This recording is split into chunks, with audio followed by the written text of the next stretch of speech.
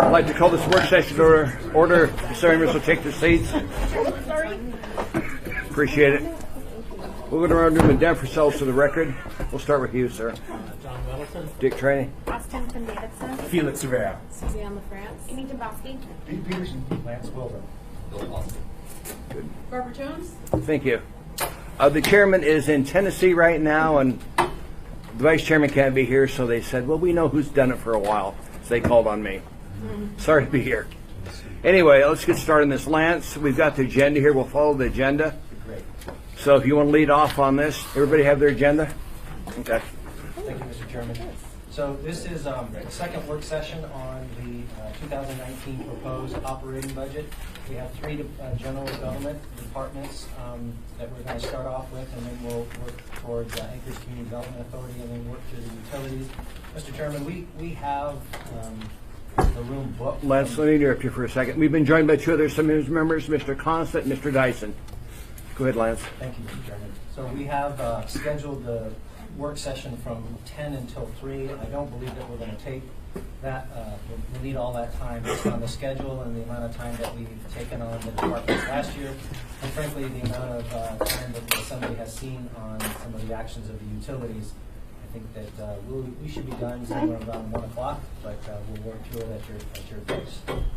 So the other thing I want to mention is the handouts that I've given you this year, they're a little bit thicker than they were last year, and the reason is that last year I noted that in the handouts and on the presentation, when we tried to show all of the information on revenues, expenses, the rate year summary, all on one page and one slide, it was at 5-point font, and so in honor of my eyes and maybe some of yours, I've broken the slides out into 2 and sometimes 3 pages, but I put them together so that if you're looking at the operating budget or the capital budget, it'll be the slide on the top and the slide on the bottom, so you should be able to see that entire page, top and bottom. So hopefully that works a little better for you. Lance, on behalf of those that are getting older here, we appreciate the increased font size. Thank you. President, nothing included, Mr. Chairman. Thank you. Aren't we all getting older? Yeah, but you have decades to worry about. The rest of us are already there. All right. So I think, Mr. Chairman, we'll start off with the Assembly budget, and again, the format will be similar to last week. I'll review the slides as it relates to the general government departments. The one slide that we'll be looking at is the reconciliation slide in the book, what's different from last year to this year. The utility, there's a lot more information.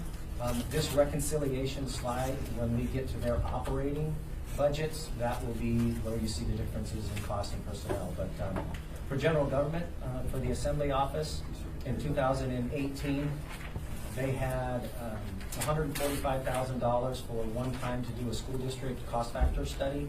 We removed that amount, and then there was some match money provided by the Assembly for another project from some Girdwood. And so we removed those one-time monies, do the salary adjustments, and then the Assembly had requested some increase in their 2019 budget to address vote-by-mail hardware, software issues, and then some potential increases in the labor budget as it relates to the election workers. So their total amount of budget is going to go up about $131,000, and that is the administration's proposal to you. If you have any questions, Ms. Jones can address those. Ms. Jones, ma'am, any comments on it? Nothing specific, Mr. Chair, but I'd be happy to answer any questions. Mr. Dyson. I'm sorry, I may have missed something. It says AS Anchorage School District is no longer the least expensive. Is that per student? Through the chair, Mr. Trainey can answer that. I can answer that for you. This is money we put into last year's budget to have ICER do a study on cost differential, because that program's not been updated in 15 years. And nothing's the same as it was 15 years ago. So I've been working with ICER, and I met with the school board's president and superintendent this week, and I've been meeting with Dave Donnelly. We're still trying to get this money spent in this year.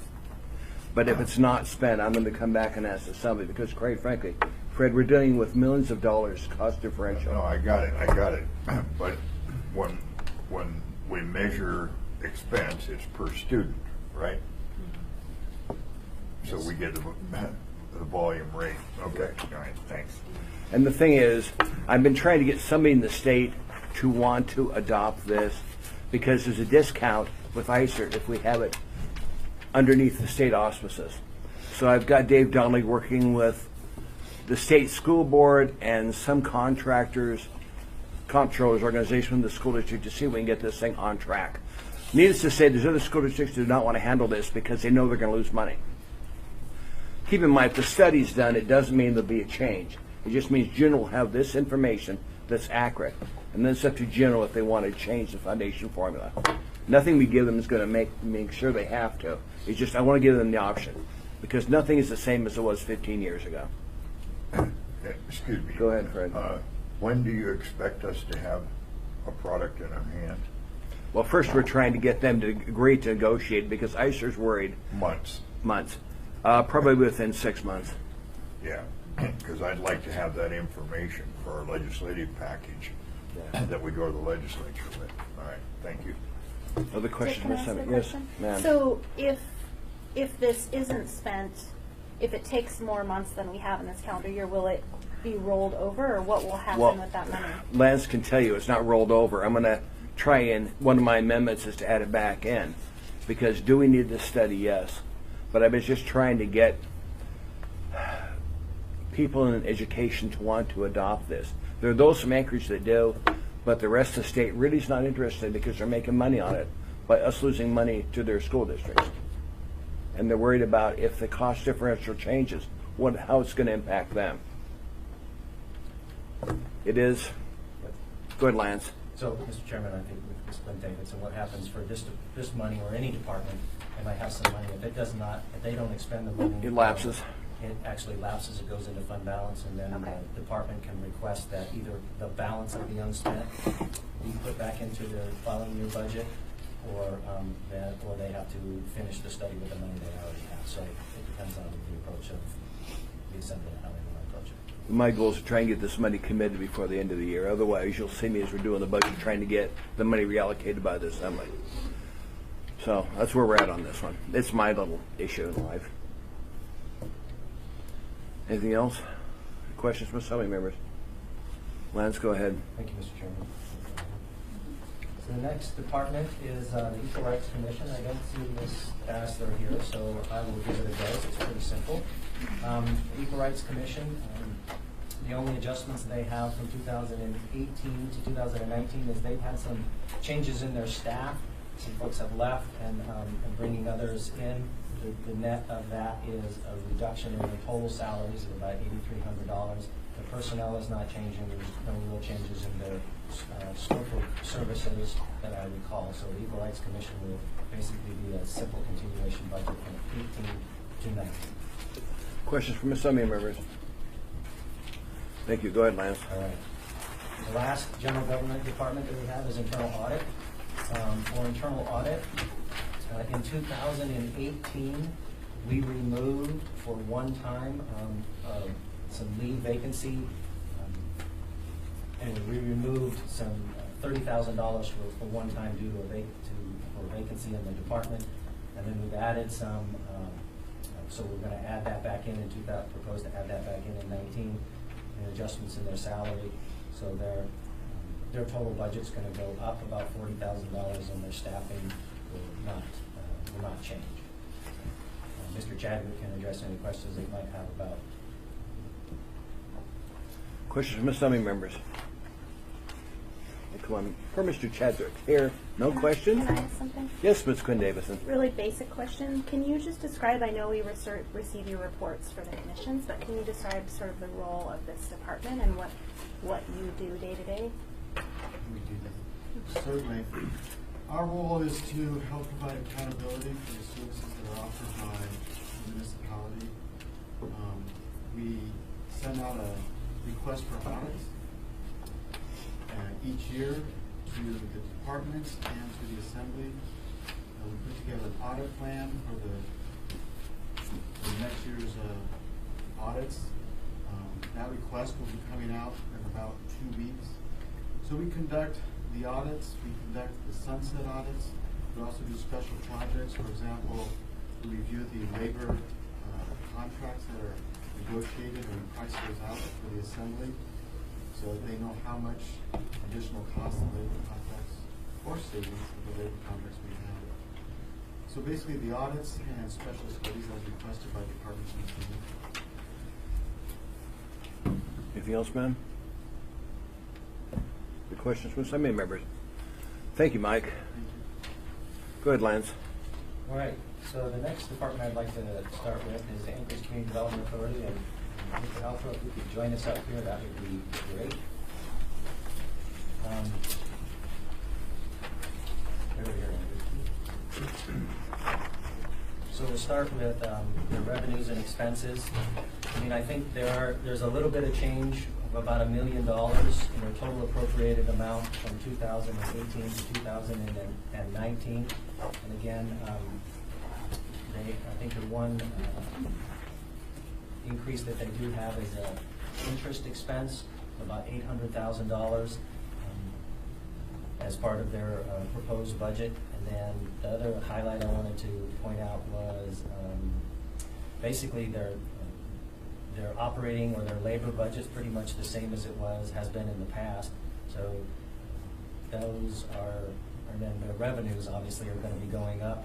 Their lease space revenues as a result of 716 4th Avenue are going to go up about $1.5 million. Because you remember, the total amount for the cost of the building is 2.4, but 1.5 of that is in the lease rate. So we reflected that adjustment inside ACDA's revenues and expenses.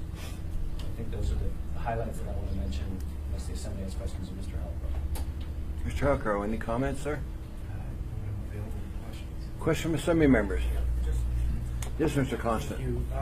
So can you, Andrew, first thank you again for putting something great into the downtown.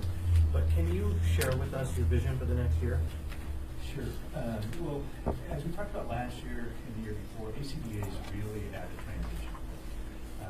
3 years ago when I came on board, we were in the midst of a 4-year, $6.5 million capital improvement project, a program for our garages. At the same time, of course, the market softened and parking revenues are down. So at the same time, we're putting more money in project depreciation costs. Revenue are down. So we recognized 3 years ago that it was time for ACDA to transition to more of a development. And so our strategic plan over the last 2 years has been two fronts. One, to look internally at ACDA's existing assets, the transit center, 8th and K, those types of things, and try and develop those to add value and money to the tax base. The second thing was to go out and look for other opportunities that added value, not just to ACDA, but added value to downtown. Hence, 716, also our work with JCPenney. Really, the vision from the board and the strategic plan is to grow ACDA into really a one-stop shop as the municipality and their ability to offer tax incentives or various tax treatment programs matures. ACDA looks to become kind of long after I'm gone, looks to become kind of the smartest kid on the block, if you will, with community development, a one-stop shop. So the vision is, externally, is to develop our resources and make our resources available to any developer who's interested in having us work with them. Leverage our existing assets to improve downtown and the entire community, because that's our charge. Internally, it's been one of not only transitioning our internal workforce to completely realign what our duties are internally, given the fact that parking has changed and technology is catching up now with labor force demands, but also getting the organization ready to become that one-stop shop. So if you're a developer, and as the Assembly and the city go forward to create with the 2040 plan and the reinvestment focus areas, when you created those reinforcement focus areas, we want ACDA to be the place where you as a developer would come and say, I'm interested in investing in Fairview, I'm interested in investing in Mountain View, what are the programs and what are available? And then ACDA would then guide that developer through the process. And we think that's the one thing that's lacking in the community, is kind of bridge between the development community and planning and permitting. And that's the vision for ACDA. But in the next 2.5, 3 years, the goal of this organization is to do as much as we can and move the ball forward as far as we can. So in 3 years, whoever is in this position, there are expectations that they will continue this momentum. Thank you. Mr. Constant? Okay. Mr. France? Thank you, Mr. Chair. Question for you, Lance, actually. Would you explain a little more about the depreciation line and what it actually is showing here? So this is the 2.7 to 3.1. So when we do depreciation, remember, we don't appropriate the expenditure for depreciation, but we do show that it's actually an expense of the department. The change from the change in the two, I don't know the specifics about the change in the two. Maybe Marilyn or Andrew can help me on why it went down. I'd have to find out, Mr. France. Oh, that's fine. I can do that. Andrew, is that something you can answer to her? This is a great question because our board has struggled with this for the last 2 or 3 years with the cost of depreciation. Although it's not a cash expense, I mean, it certainly doesn't, it's not very friendly looking on the balance sheet. The board has struggled with this because, of course, our huge, $6.5 million investment in the garages, our buildings are worth more, the depreciation is going up, but there's no way we can cover that depreciation cost. The board is aware of that. The delta between last year and this year was the addition of 716 West 4th, as well as other capital improvements we've made over the last year. And again, I mean, you can really see it. As a matter of fact, I'd like to, we're not there yet, but you can see that our capital budget has gone from like 2.5 million 3 years ago to 380,000 this year. And that's because we're at the tail end of that capital improvement program. And also, you've got to give yourself a chance to actually catch up. I mean, the depreciation cost is growing pretty rapidly. But the board is struggling with that. And we feel right now the organization is cash positive. We know the organization is in a transitional stage where we're trying to transition from relying on parking revenues to a more development-oriented revenues.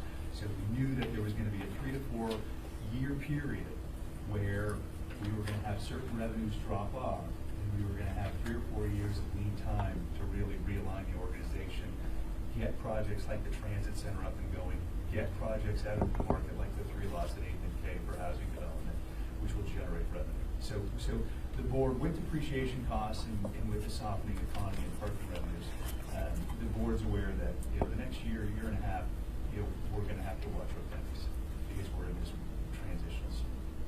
That's your question, ma'am? Okay. Mr. Dyson?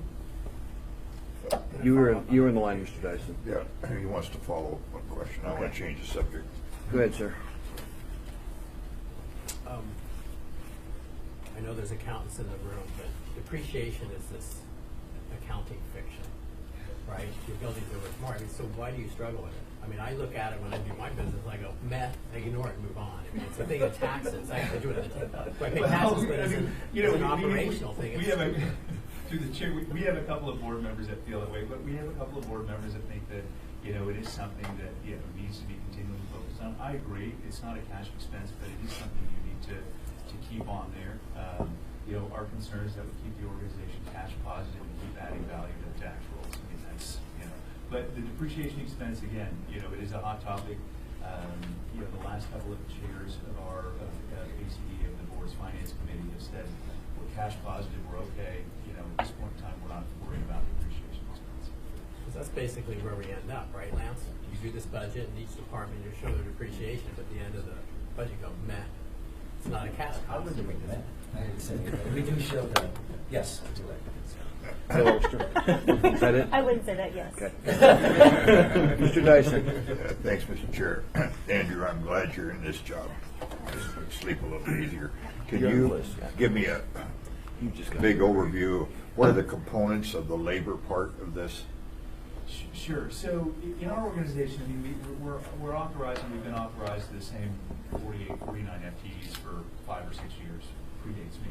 So when we look at the change in the transition of the organization, right? We traditionally, up until about a year ago, we had 2 sets of, we had people in the garage, people in the garages that help customers, and then we had the parking enforcement officers, the people on the street that monitor the parking.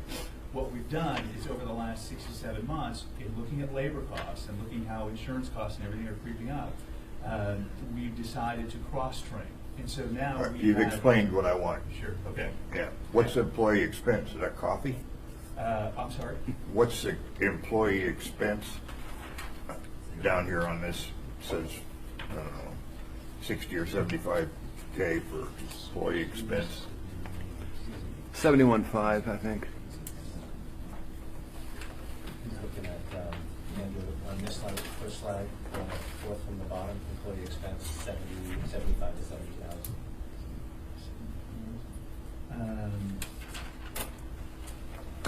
If you don't know, I would have to get back to you on that because don't that is bother. not- Thank you. Yeah.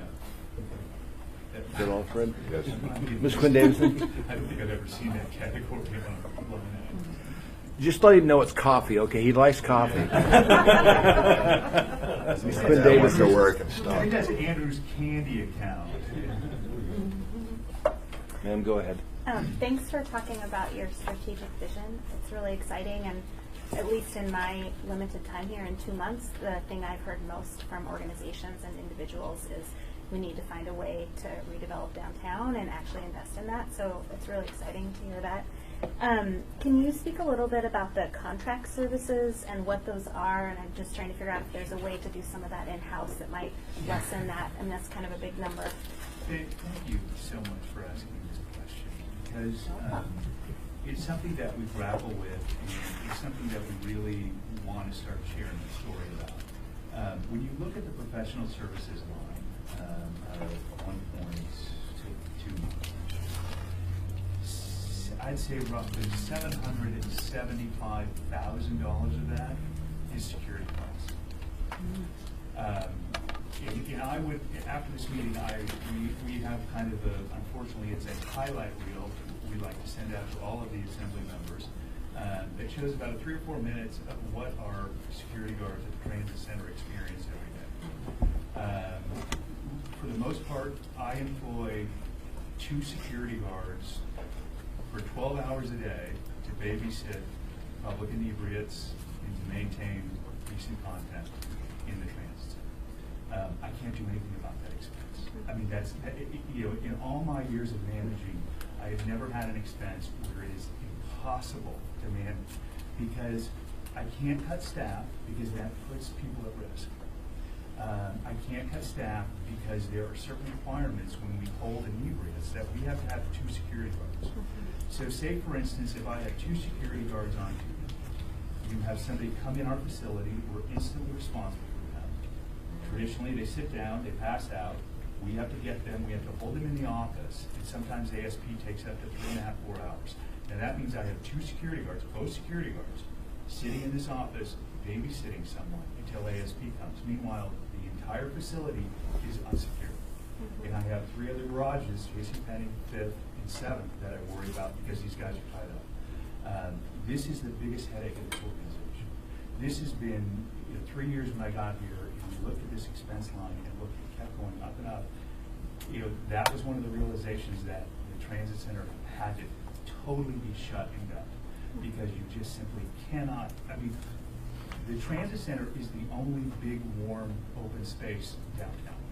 So, like clockwork, starting September 1st, we will start to evacuate overnight at least 12 people out of stairwells. Starting September 1, they'll migrate into stairwells until it's warmer, and then they'll go out. And these are, we have customers we have to protect. We have, transient people coming in for. I mean, we have customers we have to protect. And the biggest expense line is about $770,000 for security and another $250,000 for janitorial, sweeping up, cleaning up. And the good thing is, once we get this development, which is proposed to break ground next May, that expense, most of that expense will go away because I will no longer be responsible for 40,000 square feet of completed space. Thank you. Solomon? Mr. Dombrowski? Nope, that was my Okay. Mr. Constant? Thank you. Just a couple follow-ups on that. It's such an interesting topic. It seems to just pervade every aspect of the work that we do here. And another note of thank you. During AFN, I had to park in one of your garages because there was nowhere to park here. And every time I went up and down the stairway, I was shocked at what it didn't smell like. And so your team is obviously doing their job. They're doing it well because that's a new development in the downtown where you can go in a stairway at a parking garage and not be assaulted by what has been there for years. And just a sidebar note, I've been in conversations with the Mental Health Trust on proposing an idea that they cultivate within security firms a better training for mental health interventions and behavioral health interventions. Because it seems when you look at the number, 750 from you, it's probably $500,000 down at the shelter, and all over town we're spending money on security. And these security are in fact the frontline mental health workers in our city at this time. And so I've been talking with the partnership and various entities about kind of how to be more effective at providing interventions, and I'm hoping the trust will actually fund a component in the private security firms to be better at that most difficult job. And we do, we feel the same way, and we have done an extensive job in doing continuous training with our people that are on the street, interact with folks on the street and in the garage, verbal judo, those kinds of programs, consistently updating our training because, our people are in stairwells, they're in garages, they encounter transients in all of our facilities in various shapes. And we like our people to be aware and certainly trained on how to diffuse situations, and as you said, handle folks you're not quite sure what's coming at you. But it's a growing concern. Thank you. Thank you, Chris. Yes, Fred? Do you have any sense from your cameras or your staff that the parking garages end up being a place where drug deals go down? We don't see that. I mean, Okay. every now and then we'll see people scatter, but yeah. Okay, yeah, thank you. Yeah. Any other questions from Assembly members? Yes, ma'am. I was just curious what the timeline for the transit center development is, just Sure. being new. So over the last 3 months, the developer has met all of their benchmarks. They're working with the city on permitting and structural ideas. Right now, the timeline is they'll break ground in April, May. Proposed is a boutique hotel, about 130 rooms. They have a national, a national brand that's on the verge of signing. There will be a restaurant on the bottom floor, and then there's going to be 38 units, 38 apartment units that will be for rent. So it'll be a combination boutique hotel and apartments. And the hotel actually will go up 3 floors above the top floor now. Right now, when you look out over the 6th Avenue garage, it goes up 8 floors. This is 8 floors. It's going to go up 3 additional floors. So it will go up, extend past the existing top parking deck. But the timeline is April, May for breaking ground. So you all will own, ACDA will own those apartment units and rent them out? You We won't will not sell? own them. It will be a long-term, the development agreement calls for a long-term ground lease. We will maintain ownership and operation of the parking structure, but the entire front section will be in the hands of the developer. Great. Sounds good. Any other questions? Go ahead, Lance. You want to finish the capital or? A couple more here. I think Mr. Halco addressed his change that they've had in the capital improvements. So it's pretty, it's significantly smaller than they've had in the past. If you have particular questions on any one of these 5 projects. And then the last slide I want to have is the revenue expense, the cash statement, and I think you talked about all of these items here in your previous comments. I think the one thing I just want to mention is Mr. Halco mentioned on the second to the last line, the net cash position is in a positive situation in 2019. Through their planning efforts and then their investments, they're in a better situation in the proposed budget in 19 than they was last year. So, Mr. Peterson, sir. Thank you, Mr. Chairman. And so I see the payment in lieu of taxes is going up a couple $100,000 between 18 and 19. and that's a result of the Taj Mahal.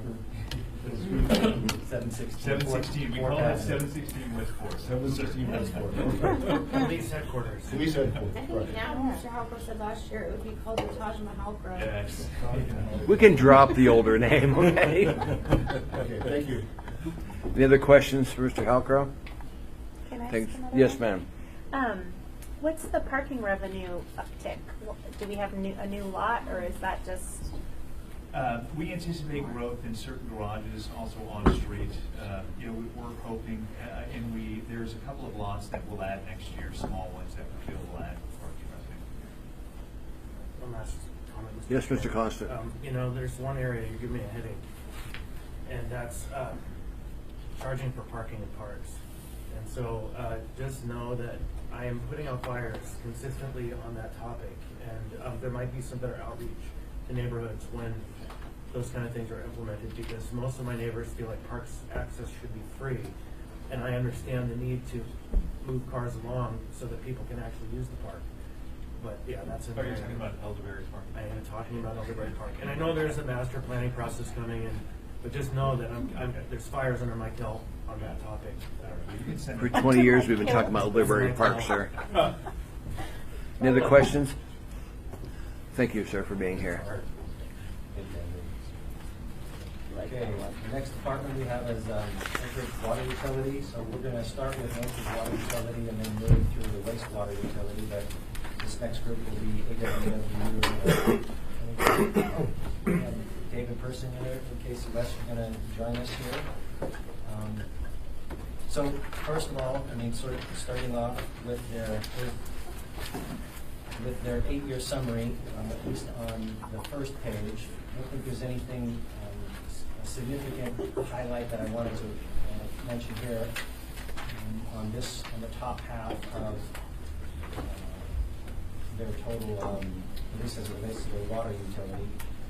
The one thing I do want to mention, when you look at the next page, which would be page 11, and I mentioned this in September, the utility is recommending a rate increase for both the water utility and the wastewater utility.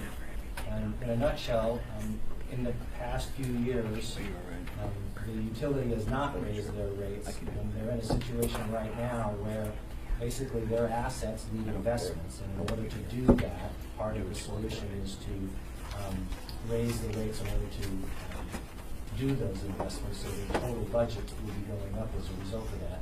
In part, it has to do with some studies that they had completed and some analysis from the RCA. But this is probably the biggest piece I think the Assembly has been interested in the past. If there's any particulars on the water utility, before I get to the revenues and expenses, at least on their 8-year projections. The other thing I know for the water and the wastewater utility, they're not providing a dividend, and in part because of their position of their investments and the debt to equity ratio. So we're working to improve that, so in the future there's, with support from the RCA, we would be able to receive dividend in the future. So, Lance, we've got a question from Mr. Wilton. Mr. Wilton? Straying a bit, but what's going on with this big Eklutna thing? We had that big deal where water utility is going to build a pipe, and that was quite a bit. That was 5 to 10 million, wasn't it? The big Eklutna thing, meaning the Powder Ridge, Powder Acre. Water transmission line. So probably a fuller conversation, but the penny tour is we settled the landfill gas case. Part of that was that we were going to use for the first time ABU's new tariff that allows it to be the banker or the financier to front the cost for large mains and get repaid back through assessments. We got the tariff changed. We asked the Assembly for approval to go create the districts necessary to do that. And the next step has been to negotiate infrastructure coordination agreements with Eklutna. We sent our draft to them in January. We've been in a long conversation with them since then, and we're still working to bring that to fruition. So nothing to immediately report now, but we are still interested in that project and still trying to flex that tariff for the first time to make it happen. So 10 months we haven't progressed. Is there a problem? I don't know if there is a problem. There is certainly not yet an agreement on what the infrastructure coordination agreement will look like. Part of what that is divvying up which costs are costs that current ratepayers should bear. So for instance, there's a sewer line and a water line. The sewer line infrastructure upgrade includes a new station, a pump station, or lift station that benefits some of our existing ratepayers, and so they would eat that cost. The remainder would be to the new developments, we'll have to divvy that up. And then there has to be refined estimates of what those projects cost. We Clutha was interested in exploring some alternatives, so we've been exploring some of those alternatives. That's somewhat extended the timeline, but we're still working to make forward progress. Okay, and is that in here somewhere, the dollars? Like, will they happen? I think they're in there now. The original design money was seeded, I think, into the 2018 capital improvement budget. I think if you look out to the 6-year CIP, it's in, I want to say 2020 is where the audit sitting is. Okay, good, thank you. Mr. Dyson, sir. Yeah. So, certainly it seems obvious that that water line just doesn't serve Powder Ridge expansion. It serves a huge public purpose, but beyond that, and would have been needed sometime. And so, but there's another community interest. Without that water line under a couple of bad things happen, the community that Amy and I represent be out of firewater and firewater pressure. And I hope that doesn't become a crisis, but it is a significant issue that all of us ought to pay attention to. And particularly in the winter, getting water to fight fires can be tough, and tanking water out from Anchorage has its own issues. So I just like to encourage you that this thing needs to go forward for more than just the Powder Ridge development and getting more housing for Alaskan people. So consider yourself mildly nagged, please. Before we move on, just one thing. A lot of meetings we're told constantly there's no land in Anchorage to develop. There's 1,000 homes that can go into this area if the water's provided. That's 1,000 homes, less people driving the valley. And so when you say these projections, there's no land in Anchorage, they're wrong. There's no land in the bowl here, but there's a lot of land in Amy and Fred's area that needs to be developed by providing water, because that would be a lot of people not having to drive the valley every night and every morning come in. Let me So follow anyway, up on go that ahead, if I Fred. may. And as you guys know, the Clutha plan for the expansion includes some low income housing kind of in the center of the new portion. It's kind of a genius idea, because that keeps the neighbors, from saying, oh, that neighborhood's going to go to heck. And it isn't, because it will be surrounded by, what would you guess, Amy, $500,000 home. At least 100,000. And it contributes nothing to our traffic problems, virtually, because it doesn't go through anybody else's area. So it's one, and this administration and my friend Ethan are really interested in having low affordable housing and stuff. So it kind of fits everybody's needs. And yeah, I'm sorry, I'm preaching. Thanks. That's all right, Fred. I'm looking at it from redistricting. Right now, as you know, we carved the assembly up. Fred and Amy have part of Muldoon. If we have more housing in the Chugach area, we can move a line further next time we redistrict. Oh, absolutely. You could just chop us off. That'd be Yeah. okay. You want to get rid Okay, of us we'll get you on the anyway. committee and get that done. Yes, Fred. You want to get rid of us? No. We'd like to leave. Sounds like Amy. These Lance? nachos. Thank you, Mr. Chairman. I've So, redistricted this thing 3 This times. is the second slide of revenues expenses. I just looked at the total bottom here. When you look at the proposed revenues, at least on the water utility, they will be going up, and then they will use that increase to invest in their infrastructure. The next slide I want to move to is, I guess, the third page of the revenues and expenses. It would be, is that slide 13 for you? Sorry, the number is covered up. So you can see that their expenses are going to be going up as well. And then their income will be down slightly in 2019. Mr. Will has a question for you. John? I got 2, but one just a quick one. So what role does the board, it's not a board anymore, is it now an advisory something? How active are they in looking at this budget? They're very active in it.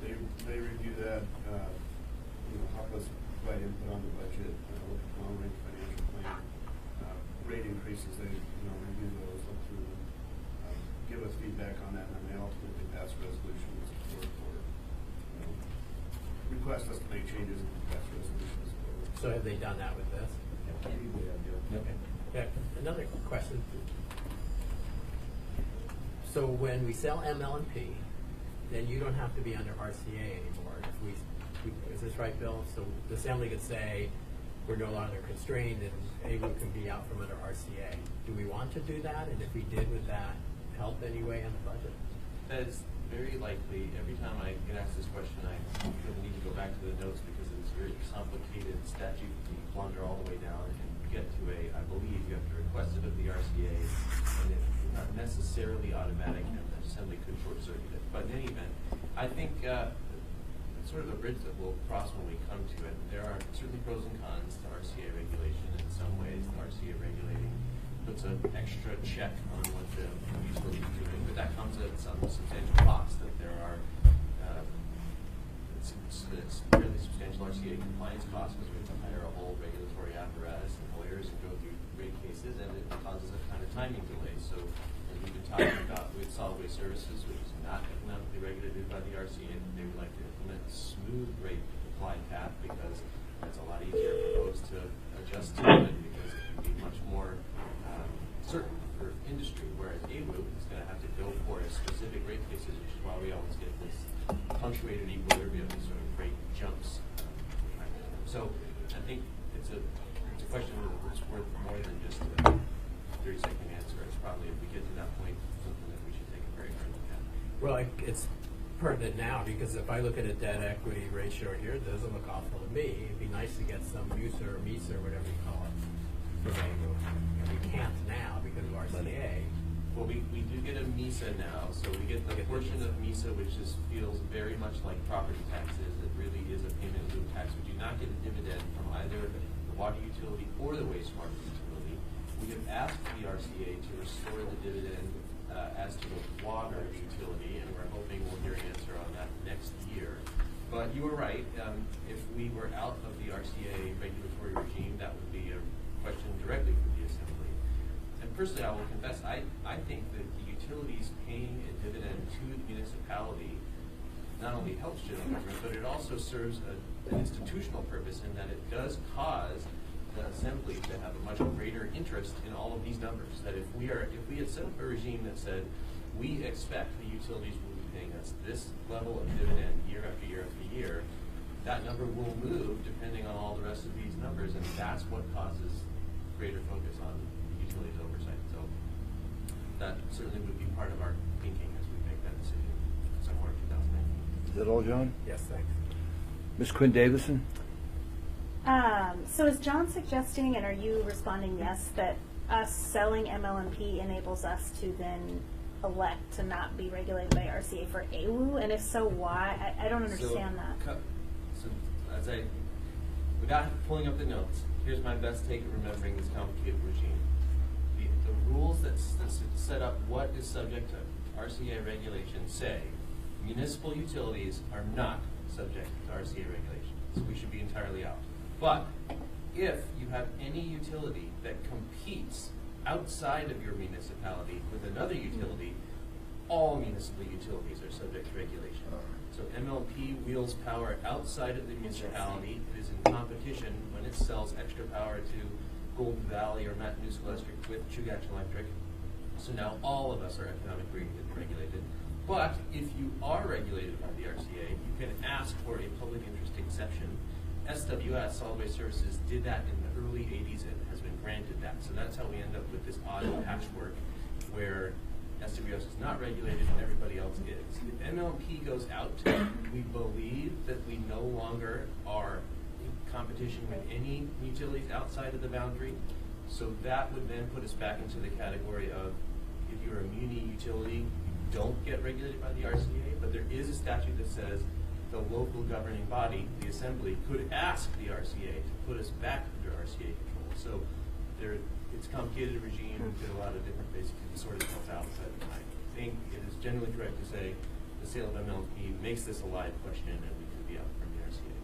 And maybe I shouldn't ask this because you keep trying to tell us that you need your notes and we keep asking more questions, so just tell me if this isn't the right time. But so we would, once we sell MLMP, if we sell MLMP, then we would default to no longer be regulated and we would have to petition to be regulated, or would we then have to petition to be unregulated? I'm not sure anyone yet knows the answer to that Okay. question, because I don't know that I'm not sure how many times a scenario like this has even occurred in the history Yeah. of the RCA. So there's a regulatory framework, but I'm not sure there's established a process. I think our presumption is we would have to affirmatively go to the RCA and say, notice that we don't think we're regulated, and the Assembly has elected not to ask to be regulated, so please stop regulating us, and they would have to agree. But again, I think we would in some ways be inventing that process because the statutes don't really tell us how it's all supposed to work. Interesting. Thank Anything you. else, man? No, it's Mr. fascinating. France? You can take me off. That was my question about the trigger between selling ML&P and not being regulated. under You're the off. RCA. Thanks. Lance? So let's, I think we're done with revenues and expenses. We're on page 16. So this is their utility budget. Their operating, so this is basically their continuation budget. It relates to their personnel. So we talked about their total amount of appropriations going up from about 56 to 60, so about 4.3 million as far as their personnel. There's no change in their position count for their water utility. To Mr. Welton's point, there's the MUSA contributions, 734, at least from the water utility. There's an additional one from the wastewater. Does you have any questions on their operating? Any questions from some members? Mr. Consul, I'm going to be calling in by phone. He had a meeting to go to, so he should be on the phone. I'm on the phone. I have no question. Thank you, Chris. So, Go ahead, Lance. continue on their operating. This is a bit of a breakdown on where their appropriations are going to be going. And again, this is one of those where we've divided into multiple slides. So their total appropriations will be 61 million, almost 62. Any questions on this from some members? Go ahead, Lance. So on the capital budget, the water utility, this is I should have mentioned this one before we started this. This utility and solid waste will probably be even more so. That since the administration submitted the budget, the Assembly has taken some actions that will, at the end, we will be putting an S version in into some modification for the water utility. I believe it's they will be adjusting and putting a project in here, and I believe it's related to the action the Assembly took last Tuesday night for the capital improvement in Hillcrest and subdivision in South Anchorage, in order to include that in here. When we submitted it, it wasn't part of our program, and when we revise it, we'll show that as an S version to revise our capital. So it's reflective of basically the actions the Assembly and the department has taken with the Assembly's approval up until we approve the budget. So there will be a little tweak in here, but the total amount of their capital budget will not change, and there's adjustment in other projects. So I don't have that information in front of me, but I did receive some information from the utility that they would like to have that done. Lance, Ms. Quinn Davison has a question. Lance, can you tell me, just because I'm new, sort of a big picture, our evaluation of the utility budgets and how that differs from our evaluation of the operating budget? Like, what is our ability to change or? You have this basically the same ability. Okay. If there are projects in there or there are appropriations in there, but there are also trade-offs. So if there's a particular, for example, in a capital project that you want to see done, unless they raise more revenues or go into more debt and borrow more money, the total amount of their capital budget is where their capital budget is. On their operating side is based on where their revenues are going to come from. The primary difference, the revenues are coming from ratepayers, who are also property tax owners, but not through their property tax bill. How they allocate those resources is pretty much the same. The closest departments related to how the utilities work and how general government work would probably be like street maintenance and maybe a little bit like PM&E, but you have the same authority and responsibility when you're reviewing this budget as you do the general government. It's just how that's why I raised the point about the rates, because that does affect property tax and property owners. So that's why we have it. You do have that ability. If there's a project you have a question on, scope, we can address them or move them, and then the same thing on their what they're gonna spend their operating dollars on. What projects they're gonna do. Thanks, Lance. And then just a quick follow-up. So this budget is put together by AWU, and is there an advisory board that Mr. Weddleton mentioned that sort of puts this forward to the administration, and they say, yeah, this looks good, what do you think, Assembly? That's exactly right. Okay. When we reach out to departments in June and July and say, please submit, the utilities have a separate process where they prepare something, and then when they prepare it, they run it through their board. When their board gets a chance to look at it, that is what they submit to us, and that is what we then submit to you. Okay. And thanks to my colleagues, I know you all know this, but it's helpful for me. Thank you, ma'am. Question? Mr. Whittleton. This might be a stretch, but in Girdwood, we put the water in the stream. Should I wait till I hit the wastewater utility on it? Yep, we'll get right there. Okay, I'll wait. Okay. So unless you have some John. questions on their capital, I think Peter's on a particular project on their I know, I've got you, you're coming up, Pete, don't worry about it. Fred? We just had a bunch in line. We all ought to be looking long-term. And I think some of our water lines and probably sewer lines have been in there for many decades, and I suspect you guys are monitoring that. And is it true to say you have a kind of a long-term plan that every year or every opportunity you get, you replace old and particularly corroded lines? And where is that in the budget? Yes, absolutely, and you'll see on some of these, like water rehab projects, those are ones where we've gone in, we've done condition assessment, we use a lot of different technology to look at the underground pipes, and, identify areas where there's severe corrosion, and we programmed those into the CIP and go forward with that. We've gotten a lot smarter over the years using robots and things like that, acoustic type advanced technology to look at those pipes underground, get an idea of where we have problems, and then program those in to get fixed. And we also try to take advantage of projects from other entities such as Department of Transportation or PME projects here within the city where we, if they're tearing up a road, we know we have pipes in there that are old and corroded. We're going to do condition assessment, try to get in, tag along with that project to reduce the cost of repairs. Have you found any technology that keeps the backhoes from tearing them up? No, we haven't found that yet. Thank you. Thank you. Mr. Peterson, sir. Thank you, Mr. Chairman. And what kind of upgrades are you doing to your building at 3000 Hardy? Those are, there's a couple of projects there. One is doing the HVAC system. That building has been, I think it's had about 4 renovations over the years, so it's kind of grown, but the system hasn't necessarily grown, so there's a lot of issues within various portions of the building where there's heat issues, aging HVAC systems, and then the other ones are just revitalizing spaces and redoing areas that are reaching the end of their useful life. Okay, thanks. Mr. Wilson, sir. Just when we get your kind of prove some of your spending and you have your bid proposals, often it seems like is it Frauner or something is the only one that has certain equipment that does what you need done. And so you get a bid and they're like the only bidder. I mean, is there some way to do, can you attract someone else up here to buy the same equipment? It'd be nice if we had more competition when we have bidding on your projects. Your projects are huge, multi-million-dollar projects, $3 million. If you could save 10% because there's competition, that may be nice, maybe 20%. Is that something you deal with or? Well, we do have contractors, especially for the Pacific Northwest, that come up and do work for us. There's several contractors here in town that have a lot of experience. They have to do it.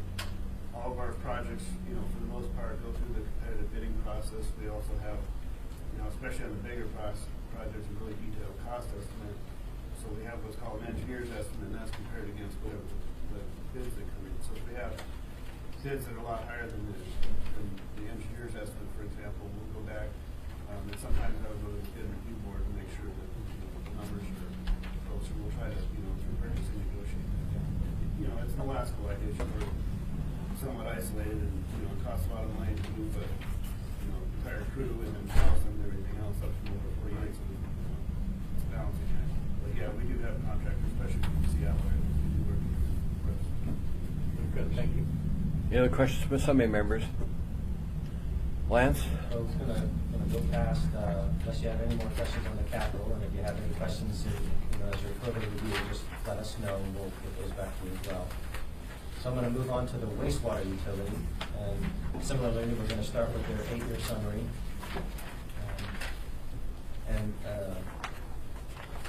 Again, their position count is up a little bit in 2000, and we'll talk about the operating budget, but their total cash is up significantly from 18 to 19. I'm looking at slide 22. And then when we go to slide 23, this is the slide that shows the use of contributions. And then this one also shows a proposed rate change of about 9.5%. So I'll note that the current average combined utility bill for a home, if you have water and wastewater, it's about $97 to $98. Both of these rate increases are passed, it will be somewhere around $104 to $105. That would be the adjustment. Lance, some members want to know the last time we had a rate increase too, so if you'd let us know on that. So in 18, for the water side, I think they're working to request a rate increase right now on the water side with the RCA. They're waiting for that. They did not have one in 17. On the wastewater, you can see that they had a rate increase in 2017. I'd have to go back prior to that, but memory serves, and I will confirm it. I think for probably 3 or 5 years, they had little to no rate increases, and now they're playing catch up. So unless Casey or David want to correct me, then I think that's what I remember happening. So those were they've had a couple in the last year, but prior to that, they didn't have any. Ms. Quinn Davison? Yeah. Is it, do other water utilities ever charge for the amount of water you use? You're talking metered water? Yeah. Metered water? And is that just You don't hard want to to discuss that, track, but or- go ahead. I'm not suggesting it, I'm just curious. So on all of our commercial or multifamily buildings, those are all either single-family residential or not. We've done studies in the past on that. It would be more expensive for us to put meters into every residential building, and then it would not balance out basically on the commercial side. In the lower 48, where they have shallow utilities, a lot of them do meter everything. But for our situation, and based on the studies and testing that we've done, it's not economically metered. That makes sense. And And they just might parent- tend to have less water too. Just parenthetically, Fred. we really don't have water shortage Right, policy exactly, yeah. problems in scattered areas, but One time I was told that we could handle population between 750,000 and a million based on the amount of water we have coming out of it, including when it's all hooked up together. Some areas like Las Vegas, they're sucking the ground dry for water. So they've gone to metering. But here, put me off to somebody before you deal with that issue, please, Ben. So just to clarify, I'm just asking questions. war. I'm not arguing for anything. I'm from the lower 48 and I'm from the west, so I'm very aware of the water situation there, and I'm also aware that we have a lot of water here, but I'm just asking a question. Thanks. In fact, we have so much water here that when we brought the Kooten online, we shut the wells off. We had here in Anchorage. We used to have wells all over us producing. I know, you can help They're gone. Sorry. Thank you. Yes. Through the years. with your Should I contacts, say- maybe you could negotiate a deal where we ship them water if they'll take our homeless with them. Wow.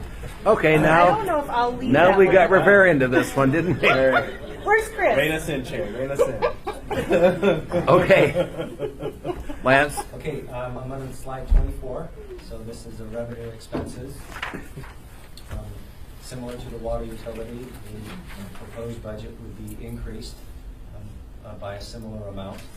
And again, that is in part related to their need to invest in their infrastructure and as part of their proposed rate increases, assuming that those are approved. So looking at slide 25 is the second of 3 for revenues and expenses. I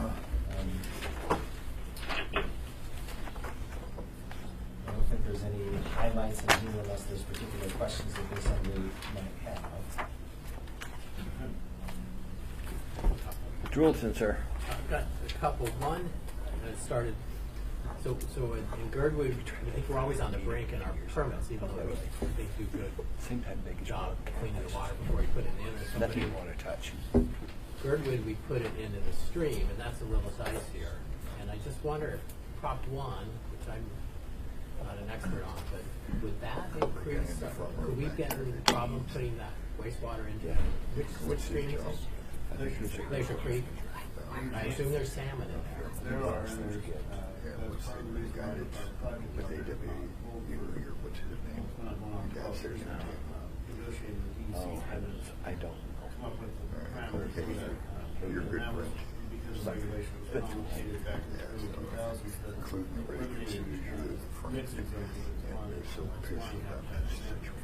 And then you talk about How Prop 1 I've got a measures that resolution for us. remains to be seen. But, currently, we have an issue Worksession that up there. we're trying to work with EC to resolve.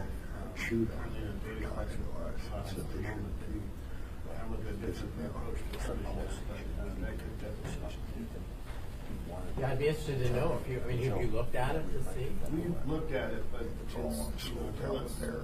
fleshed out from the regulatory agencies, it's kind of difficult for us to put lines around it. Okay. So a second question is, I got a call from a hillsider complaining about their septic pumping rate. And one of the pumpers has put my name on their thing. If you don't like this cost, contact John Weddleton for my phone number. So I told him to switch. Well, you are the guru on that, I gave sir. them Brett's cell phone. But and it's actually fine that they did that. But you know, we had complaints that you doubled the cost of dumping their septic stuff, which I understand is not quite true, but was perceived that way. They increased their fees substantially. But now you have a 9.5%. But you kind of treat them a little bit different. Would they be under this blanket 9.5% increase, more or less than 9.5%? Where would they land before I get the next call? They would be included under that. And as far as the septic haulers, you know, we've done improvements in our septic receiving stations over the years. The way our rate structure is set up, cost or cost payers, and those customer class, you know, very related to those upgrades. The new rate increase would apply to them. But further, if you compare us to other, even within the state, our septic rates are very low compared to other orders of magnitude level. Yeah, send those to me so the next time I get a call, I can make them feel better. We can do that. At least try. Ms. Dembowski, ma'am. Thank you. I didn't bring the documents with me, but I was reading it just a week or two ago, and I'm actually quite shocked to hear that AU doesn't have a plan in case Prop 1 passes, because it was very clear from the documents I read that it would require end-of-pipe discharge. End-of-pipe, you know, you have to be treated, you know what I'm saying? So, I mean, our primary facility that dumps into the inlet, this would be a major problem. I mean, and we're talking hundreds of millions, if not more, in order to deal with. I mean, this is a lot of money that AWU, I'm sure you guys have talked about this. Oh, yeah, we've definitely discussed it. But as far as, you know, until it passes and we get, you know, Fish and Game has a large role in fleshing out the actual, you know, regulations that follow this changes to the statutes. It's definitely on front of our minds, it's something we're looking at and concerned about, but again, once that happens, then, you know, we'll start developing, you know, how will this really impact us. Well, if Prop 1 basically cuts off the ability where you have to have end of pipe right there for your discharge, I mean, I don't even know how you would pay for that, frankly. I don't know how you would deal with that. So, I mean, I would love to, you know, we'll see what happens in a week, but if it passes, we're going to be right back here very quickly, because you guys have to have a plan for worst case scenario. Other questions from some members? Go ahead, Lance. Okay, thank you, Mr. Chairman. So, I'm going to move on to their operating budget. This is on the wastewater utility side. Basically, we show the total amount of position counts. There's not double. It's a total amount of positions in the utilities 2 and 4, 2 and 3. There again, the appropriations from last year to this year, it's up about $3 million, similar to the water utility. And I'm going to go to the next slide, which is the continuation of their operating budget. And the continuation, so this shows where they're going to allocate their appropriations by particular purpose.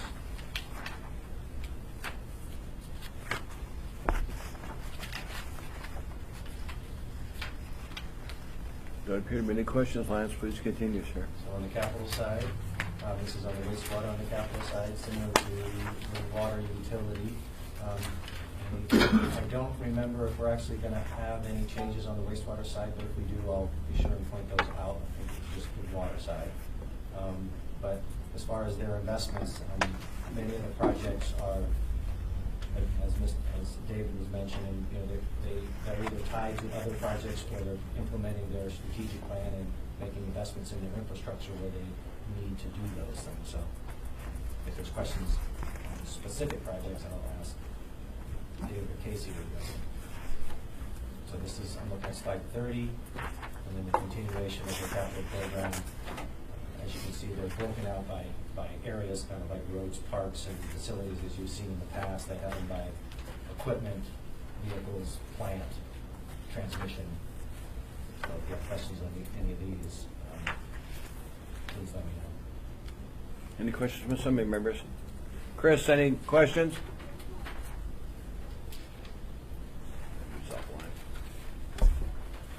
Go ahead, Lance. Does have any questions? So that concludes the proposed budget for In your the pocket. water and wastewater utility. So next we're going to move on to the Port of Alaska. Isn't that a great name for the port? Beautiful. How about that one? That's a better name. My thanks to the colleagues that named it that. Happy anniversary. It's Yep. been a year. We're there, though. Yes, we are.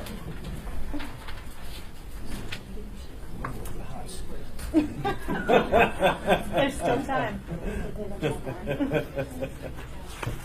Okay, so starting with the Port of Alaska, the 8-year summary page, this should have 2 pages, 34 and 35, as you're rolling through.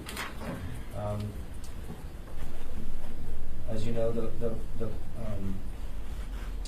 the port is right now, at least on their income side, they're about $8 million down, at least on the income in total.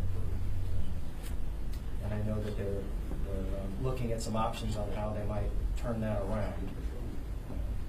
Their total cash is up quite a bit from last year, if I'm looking at the bottom of page 34. And then to conclude, looking at slide 35, is a summary of finish of their 8-year summary. And I think the only thing I wanted to mention here is that really their rates on their tariff and their workers rates have pretty much been consistent over the past. They haven't changed dramatically, and that may have to get some investigation in the future. But right now, there's still no significant swings, at least in the tariffs. I don't have anything else to point out here.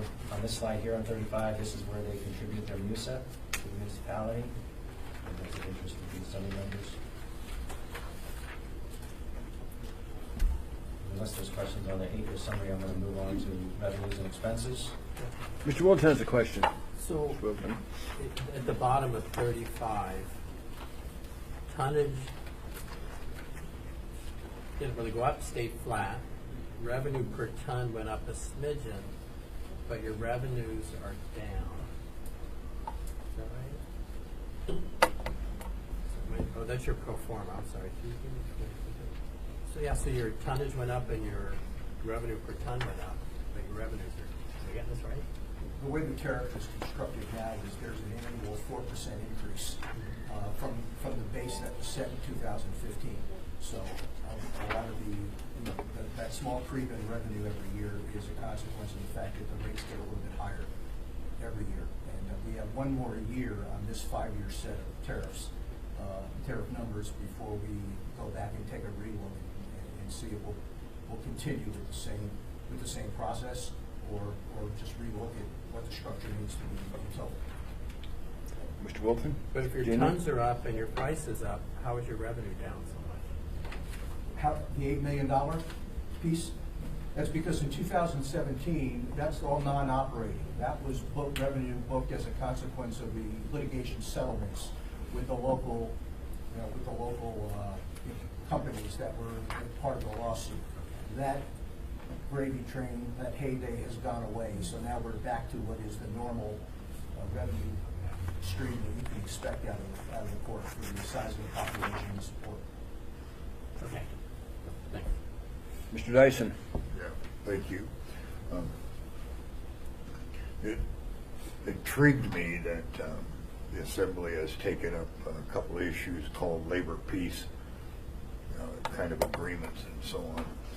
In the past at the port, there have been some issues that a truck bringing stuff in couldn't take it up to the unloading dock or wherever and so on. They had to spot it, and then somebody from a different union came out and picked it up with a bull and took it to where it was, and all that kind of stuff is just really frustrating. And when I inquired about it, the answer was rightly, hey, that's not port policy, that's the individual lessees down and so on, the companies down there that have that issue. Could we make it a part of their leases that if you're going to lease our property and operate here, you got to have none of these jurisdictional, I was going to use a rude phrase, conflicts and so on.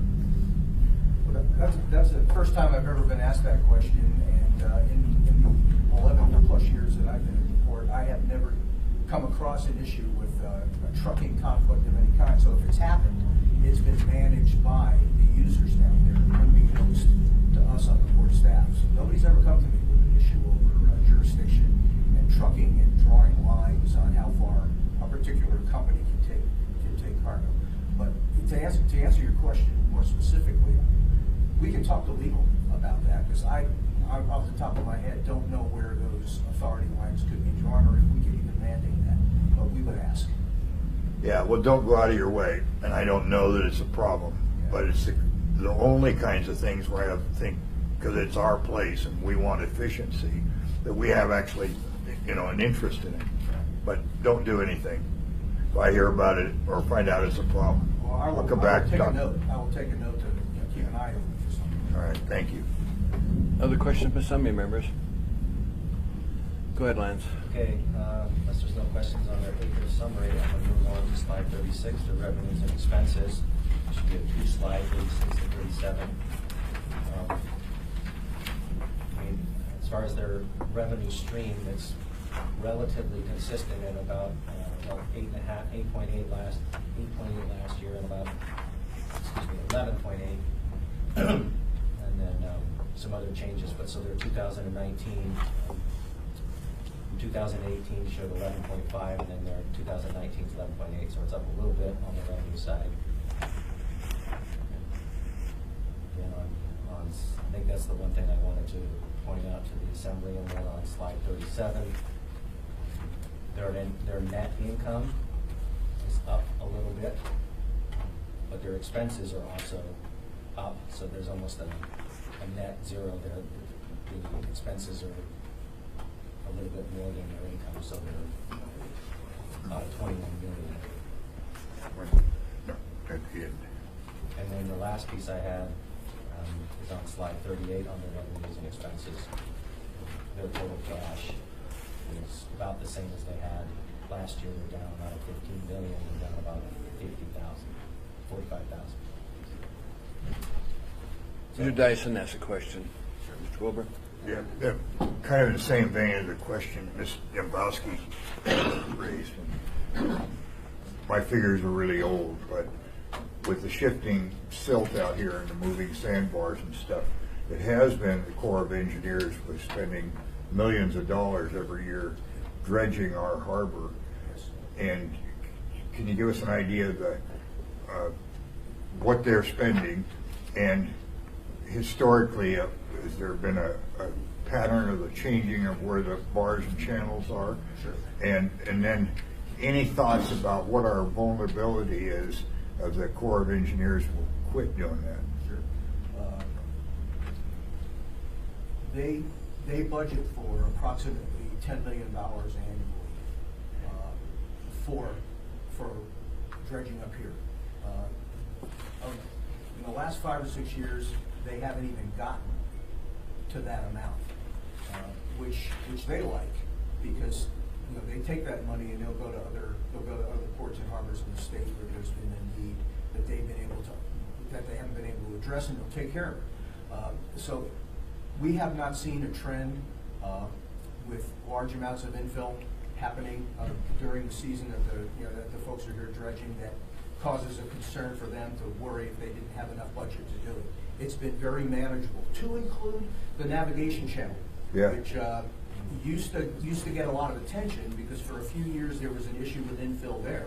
They brought their own dredge up here 4 years ago and took care of that channel, and now they survey it every year during the time that they have their contractor up here doing the harbor, the harbor dredging for the port, and they haven't seen any issues with infill. But Upper Cook Inlet, the vagaries are, are what they are. And in conversations I've had with them with respect to whether or not they are concerned that they would lose this budget for us, they haven't raised any. Yeah, and because, Go ahead, sir. Because we're all, the stuff that goes across our dock feeds the military bases. Yeah. We're not very vulnerable. Having that National Strategic Seaport moniker. Just a point of interest, there's a commercial gold mining on virtually every creek that drains into Cook Inlet. My mining friends would be glad to dredge out there for nothing if we'd let them run the tailings over a riffle box. There'd probably be a TV show too if that happened, wouldn't it, Brad? We'd have our own reality show right here. A new revenue stream. Any other questions, assembly members? Pete? Thank you, Mr. Chairman. So, as far as the petroleum products we're moving to the port, is that going up, or is that steady, or where are we at? Everything is fairly steady. Yeah, it's a it's the fortunate, but it's the unfortunate truth about being up here is when you only support about 500,000 people, north of 500,000 people, it's a very predictable demand, and from year to year it doesn't change dramatically. Where the changes come is when you see a growth in infrastructure projects and project-related materials would have to be imported. But when none of that is going on, we feed people. That's what we do, and we put gasoline in car tanks, and that's pretty much the extent of it. Yeah. When nothing exciting is going on, there's no exciting opportunities for revenue growth. But Pete, on the negative side, if this port ever shuts down, you're going to hear it statewide, because this is not just the port of Anchorage, it's the port of Alaska. Thank you. Ms. LaFrance and then Mr. Dyson. Thank you, Mr. Chair. Would you mind backing up just a little bit for me, because I think I lost the tracking. What page, Mr. Prince? So the Slide. total expenses Thank you. minus the revenue leaves the port at almost 9 million short next year. Yes. So where will the 9 million then come from? Is that not depreciation? No, I think she's looking at slide 37. Look at slide 37. Yeah, it's the depreciation thing again. Okay, so that does not include it, that total, yeah, okay. So that would be, Because the cash position, our cash position is pretty positive. okay. Is that all, Mr. France? I think so. I'll have to go back over, because I think, like I said, I lost the tracking to get to that figure. Thanks. Thank you, Ben. Mr. Dyson, sir. Yeah, thank you. Kind of the genius of the free markets. I understand that several entities in Alaska have barged fuel refined products up here from the Northwest as opposed to buying them from our pretty old refineries. Have you seen, and I understood that was happening with jet fuel. Have you seen any refined products going across our docks? Oh, it's all refined product that comes across our docks. Inbound. Whether it's a tanker or a barge that's delivering it, We handle no crude oil. It's all Yeah, no, I understood that. Yeah, so is that changed at all, and does it fluctuate with crude prices? It's been, it's been pretty consistent. Yeah, we're not seeing any growth trends or any decreasing trends. And some of that you import goes away from the port by pipelines, right? Yes, to the Where- airport. To the airport and to Joint Base Elmendorf Richardson. It goes by pipeline. And there used to be a pipeline going south down to Whittier, wasn't there? That used to be, when the Army Yep. had the big tank farm on the port many years ago, all the fuel for the military came into Whittier and came up that pipeline. Yeah, all right. That's been converted to a gas line in sometime in the late 70s, early 80s. So that has not been a fuel pipeline for a very, very, very long time. Must be relatively low-pressure gasoline. I suppose, yeah. We Right. have nothing to do with it anymore. It doesn't even terminate at the port. Thank you. Lance, please continue, sir. Thank you, Mr. Chairman. I think we were about ready to go into slide 39, which is the Port of Alaska's operating budget.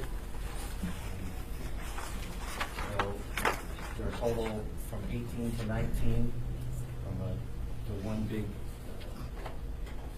at least on the 2018 side. We have an additional increase in their line of credit for debt charges, debt service charges, and some depreciation, a little bit for salaries and adjustments.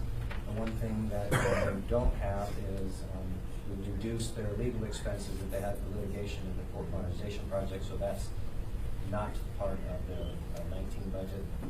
So we, and then they minus the depreciation of 7.4 million. Their total appropriated budget's $15 million.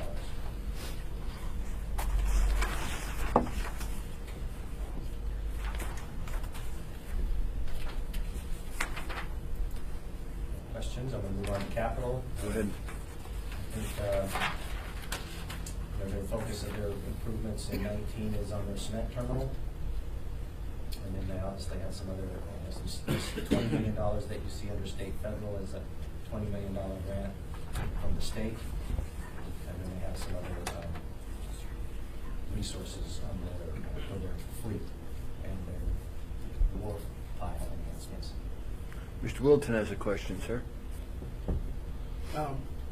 You have a lot of cash. Why do you have a line of credit? Because that's a lot of 650,000. Was that last year, not this year?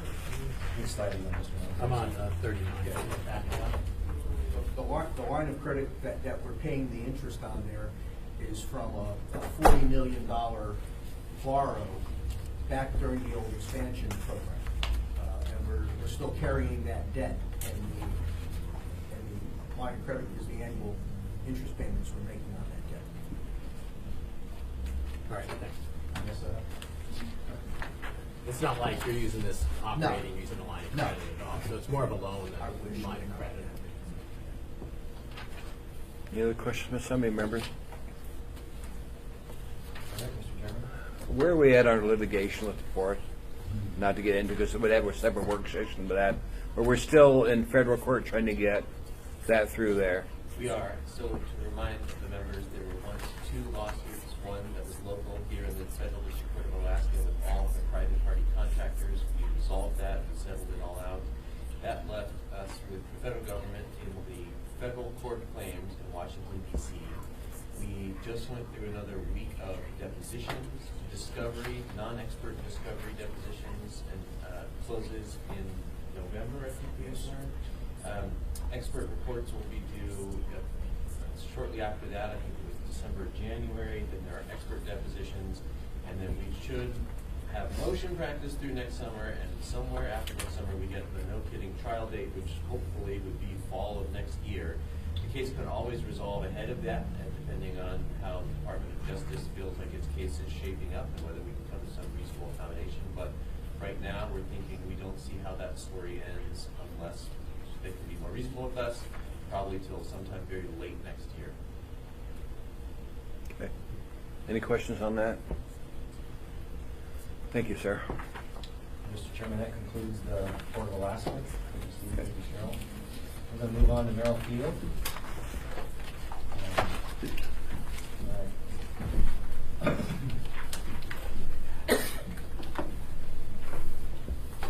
start, many of you have met Mr. Gibbs, the new Merrill-Field director, and I don't know. We did approve him.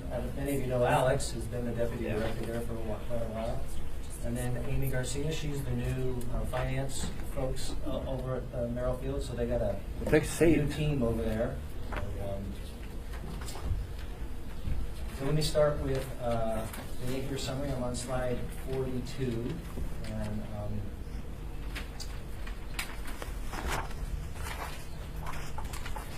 so right now, similar to the port, Merrill-Field is struggling a little bit, but there's a couple things that we're looking into.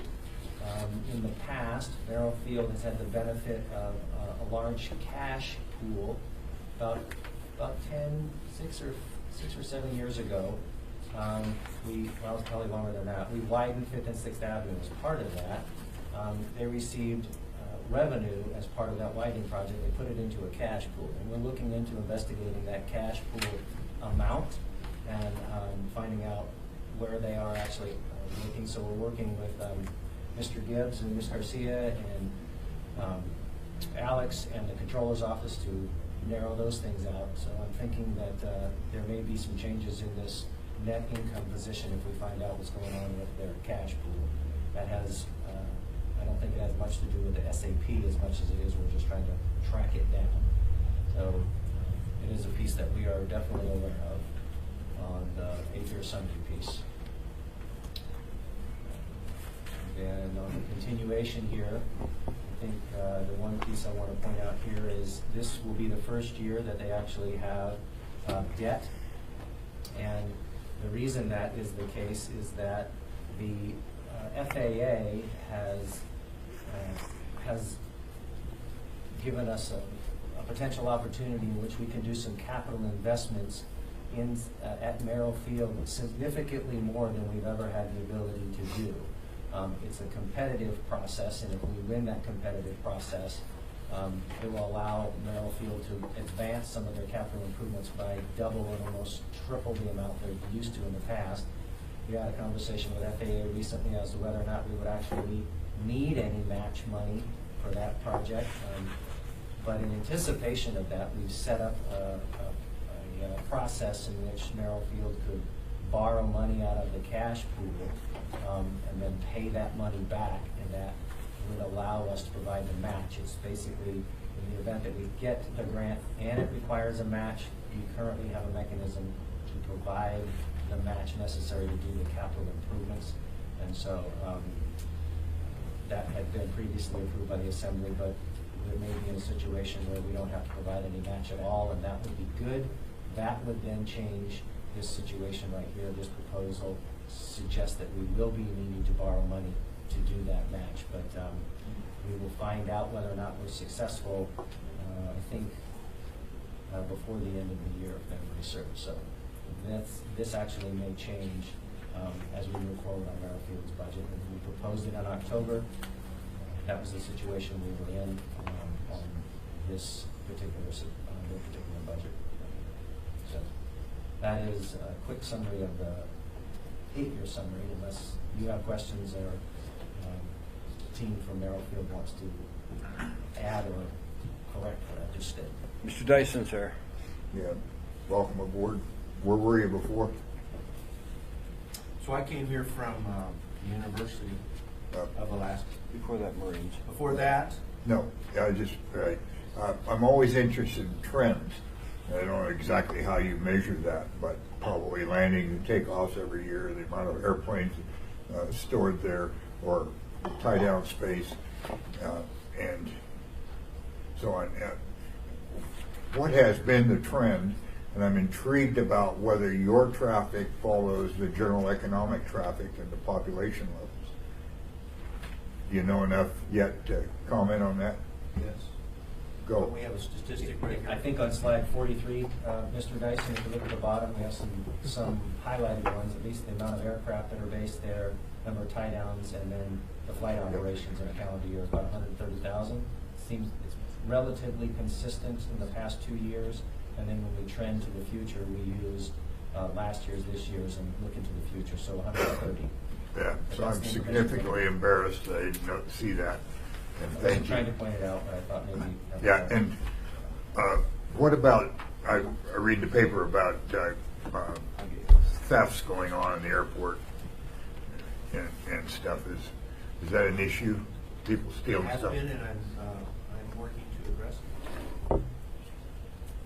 We have some cameras that have been put up so we can catch individuals, perpetrators in the act, to help us with that.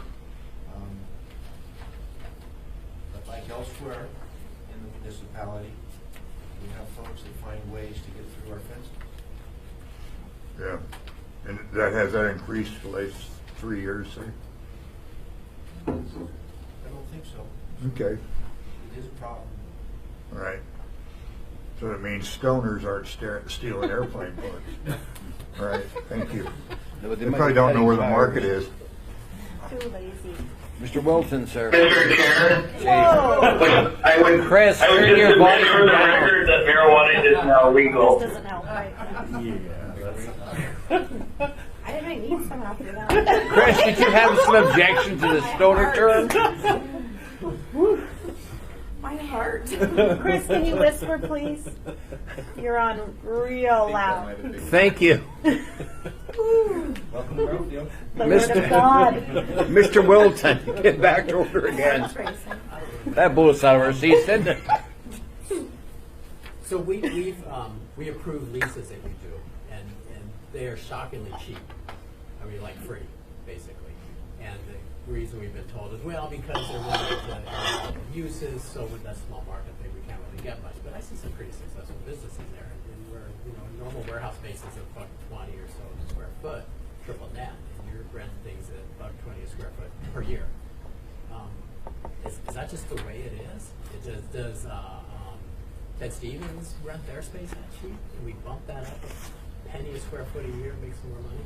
Is it okay if I say that that's not going to be that way? We're working at increasing those rates even as we speak. We're getting ready to have meetings with the leaseholders to let them know that those rates are going up. In addition, we are Under their jurisdiction. going to start charging for snow removal, which we have not done in the past. So I'm trying to look at ways to make us more like a business enterprise and more profitable. No. Good. It's just Brownfield. I'm sorry. Okay. I'm going to move on to slide 44, looking at their revenues and expenses. To Mr. Weddleton's point, the first one, you see the airport lease fees are pretty much flat, going from 18 to 19. And Mr. Gibbs' point here, we've been visiting with him, and I know that he and his team are interested in looking at their lease rates and how they can be adjusted in the future and the mechanism of doing that. So working with their board to do that as well. I will point out that I think on Tuesday, on the 7th, you will receive an assembly information item from the Merrifield board who advises the department on how they think some of the gaps in their revenue should be adjusted. And so you can look forward to seeing that as an informational item from the board. They have some creative ideas on how they think that gap should be filled, including using taxpayer money to do it, but I'm sure that we're going to look at some alternatives. So I just want to point that out, receiving that one. I don't think there's anything else in the revenue expenses that I want to highlight here, Mr. Chairman. Questions, how many members? Go ahead, Lance. All right, I'm going to move to slide 47, which is their operating budget, basically their continuation. So in 2018, that's $4.6 million. And then their continuation for including the salaries and adjustments and the one-time charges that we made some corrections for IGCs. So their total budget would be about the same, and then obviously this depreciation amortization question, you take that part out, the total appropriations are really under $2 million.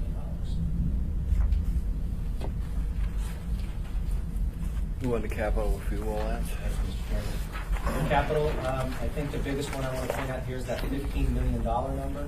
That is the number that is a potential federal grant. That number is typically between $4 to $7 million, and it just depends on the year, but just due to circumstances in the FAA, there is an opportunity for the municipality to get a large infusion of federal money, which then requires a significant amount of match that Merrifield has not traditionally been able to meet. But we're working with Merrifield to, first of all, find out if we are going to get it. Second, does it require a match? And third is, we may be able to break the project into pieces. And so that may be able to dampen down the match requirement. So we're working on all three of those avenues. The other improvements that you see in here, I think are pretty much the same, unless Alex or Andy or Ralph want to correct me on any of the big ones. This phase 7 of the, obviously it's a continuation project. It's a continuation phase of the apron improvements. So it's a big jump from the last year, but it's all predicated on that potential huge FAA grant. Questions from some members? Yes, John. So we approved land acquisition this year. Is that this 2.8 million? Or is there more you're looking at? That was the, through the chair, that was the cellular property acquisition. Okay. Other questions from some members? Chris, any comments from you? It's in your area. Whisper. Nope, I'm good, thank you. That sounds better, Chris. Much better. We were hearing a voice on high. Believe me, you got our attention. Mr. Gibbs, I want to thank you so much because we don't get any helicopter calls anymore. I know whatever you're doing, but please keep doing it because I've seen it drop down to nothing. So maybe they're not taking off and landing, but at least they're not calling and complaining all the time anymore. Yeah, Mr. Chair, you did bring up a point. Yes, sir. Mr. Constant? Yeah, just, I would thank Mr. Gibbs for doing outreach to the neighborhood, and in fact, he's created a complaint line for people so they can make comments immediately to the airport, and so I'm grateful for the work he's done to engage the community. Thank you. Mr. Peterson, sir. Thank you, Mr. Chair. And so it says remove obstruction 1535 Walker. We're tearing that entire property down. Is that what the 480 is for? That's Sandoval property? Yeah. Yeah. Yes, Mr. Chair, yes. Yes, Mr. Peterson. So it's costing that much to remove that house and haul it away? I mean, that looks... Yes, because of the environmental issues. Yeah, There's a whole time. Yeah. So what is it? Pollution in the ground that we have to clean up or something, or? Well, there's no leak as far as, but it's just removed over time, the whole time. But this amount is it's not for all the construction, but it also includes the design and the construction management. I see. Okay, thank you. Any other questions from assembly members? Not seeing any. Thank you, Lance. Does the body want to take a quick break before we... Mr. Chair, I just have one comment Sir. to follow up if I might. Go ahead. To Mr. Dyson. Before I came downtown this morning, one of our, the lady that sells fuel on the airport brought to my attention that over the last month, the number of the University of Alaska flights and fuel purchases is way up. And so as we make improvements, or as the university makes improvements there, the number of flight ops will go up so that those numbers will hopefully make us better than 96. Thank you. Thank you. Appreciate your efforts down there. Thanks very much. Mr. Chairman, did you want to take a 5-minute recess? Why don't we take a 5-minute break? We'll do SWS and MLMP, and then Yeah. I think we'll be on time. And they told me to bring in lunch, so let's take a 5-minute break. Approximately. I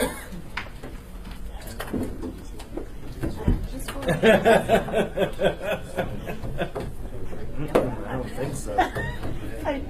I said it's like done a little research on that. Yeah, right.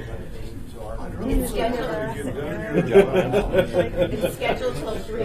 You're just gonna fire people up against your group. You're like, is that a good idea? That's Well, my this is issue. just an outline. It depends really on how many questions everybody has going through. That's why they schedule. It looks like it's going to be a huge It's really lifespan I know. for 20%. So I- Well, and then it's like, No, there's something that was going to be passed out. because the hospital's like, Exactly. I'm a liability.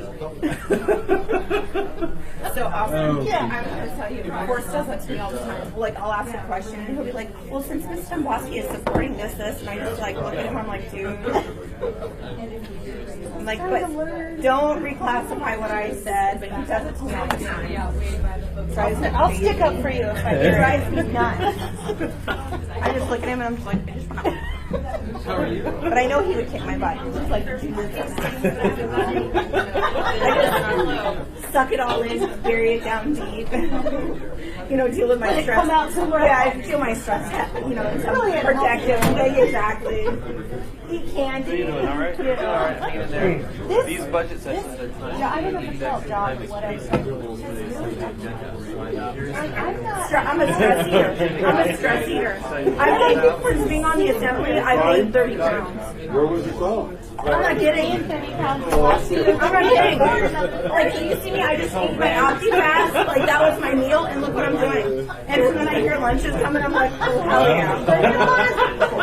Don't tell my fat doctor, because he sees me like last week, and he goes, hey, Amy. So clearly we're not going to wait the election. So let's just, like, not. Let's not. No, they cook it in. I'm like, stop. Maybe if I could just not. That's what I'm submitting for. I'm not kidding. I am literally, from the time I got on the assembly in 2013, I gained 50 pounds. Totally. 50. That's right. But in the last 2 years, like 30. Thanks, Felix. How is this mine? I'm totally joking. Your gay agenda. Oh, okay. Got it. Just exciting. Yeah. Oh, good. Well, you certainly put up with Chris. So. I genuinely like Chris. Unless she's speaking with a microphone, blows your I ear. know. My That's niece was named after me. Well, she's bisexual. She was married to a woman. Now she's married to a man. But I'm just like, she's literally, we have the exact same name, except for I got married, so. But I laugh, I'm like, I don't know what it is. People are so freaked out about, I mean, politically, if you don't agree with certain things, fine, whatever. You may not agree with my tax policy or anti-tax policy. I may not agree with a social program or something. But it doesn't mean people are bad people. That's the part people can't get past. A lot of times it's either you're on my side, you're on your side, and I'm on my side. Except for Dick, he's on both sides. I'll swing either way. It makes no difference. Be careful saying that in the context of this conversation. People have had trouble figuring out where I go. Sometimes I'm right wing, sometimes I'm left wing. Yeah, He used to be a Republican. years ago. Bill Starr actually campaigned for him. Think about that. I have heard that, yeah. I don't know what you are now, but it's also okay not to. I've been called a communist. I've been Yeah, called there you a go. right winger. Who knows? I'm still waiting for Liberal them. markets and the issues. I'm still waiting for somebody when I walk into the Gunina Center to try to tell me I can't have guns there. I'm waiting. I'm like, oh, please do it. I'm about to put you on You can bring YouTube. a gun in there? You can bring a gun to any city You have a building. gun right now? Wow, and so you can bring a gun anywhere? I'm armed Not at in every state assembly buildings, meeting. not in federal buildings, cities. I'm armed at every assembly meeting, as is Amy. Because, That's look, actually probably the thing. You I've had- guys know I've- how to use guns. well, that's I've the had reason gun also. stuff. Yeah, no, I'm not gonna. The dais, I had it bulletproof. If somebody starts shooting, duck down. That's a good idea. They'll stop a 44 Magnum point blank. It's so scary that Well, you have to plan for crazy people. Oh,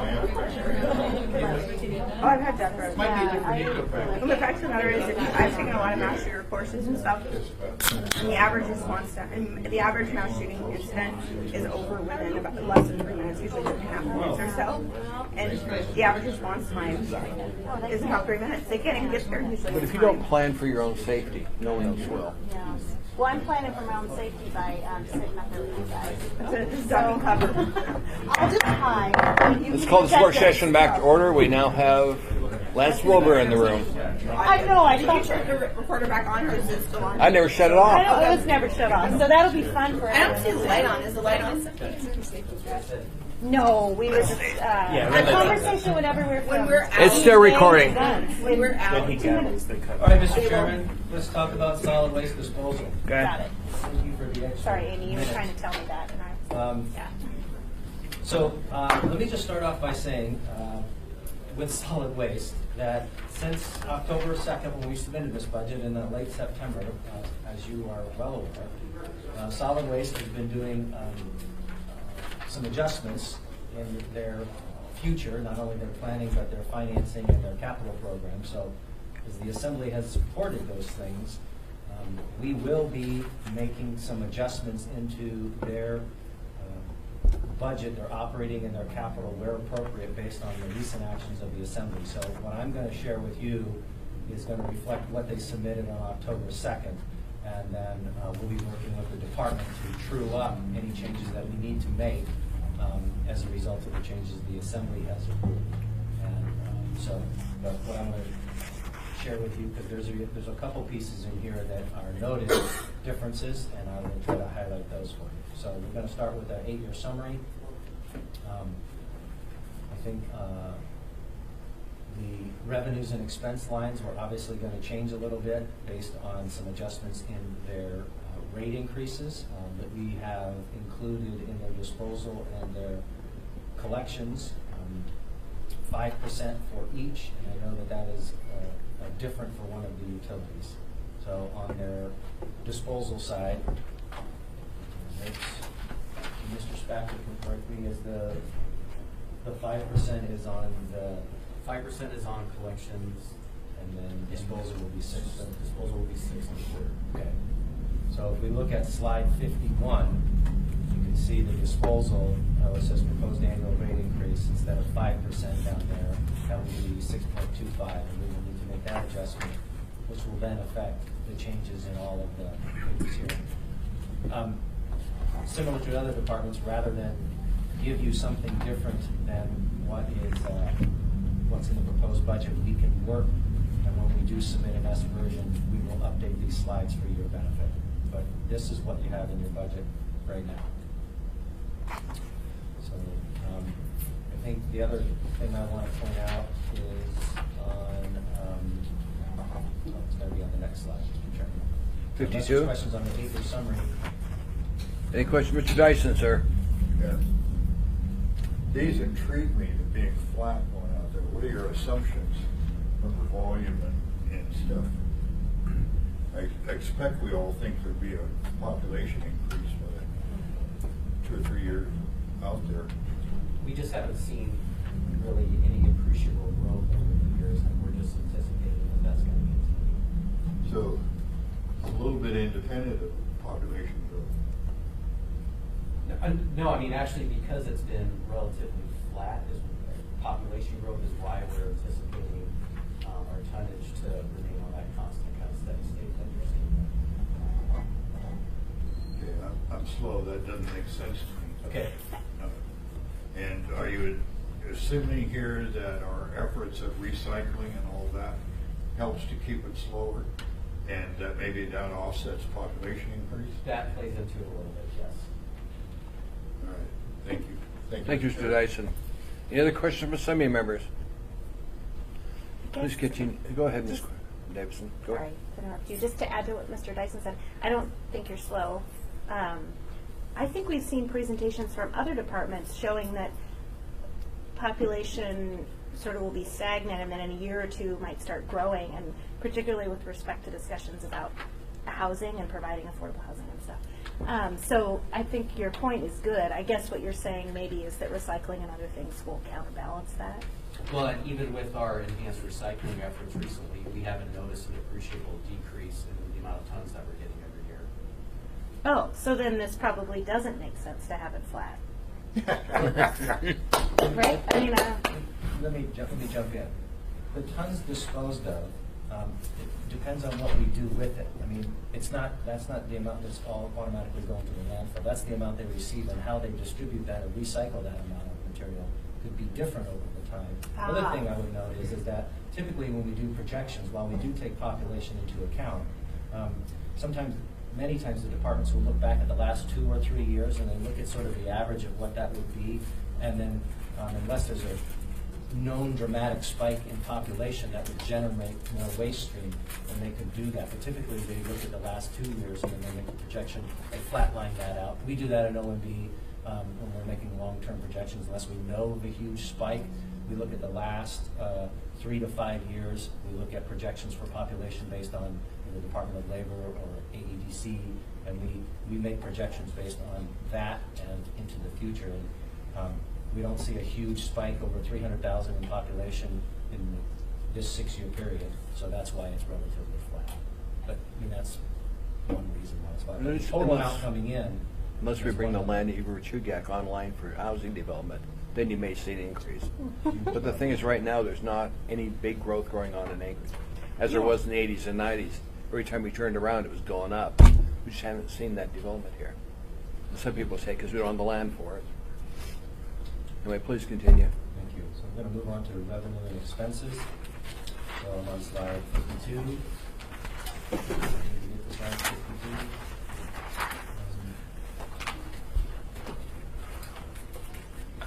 Again, this operating revenue, we see that the increase in the operating revenue is in part related to the rate increases. And then their total revenue would be up a little bit. I'm looking on slide 52. And then moving to slide 53.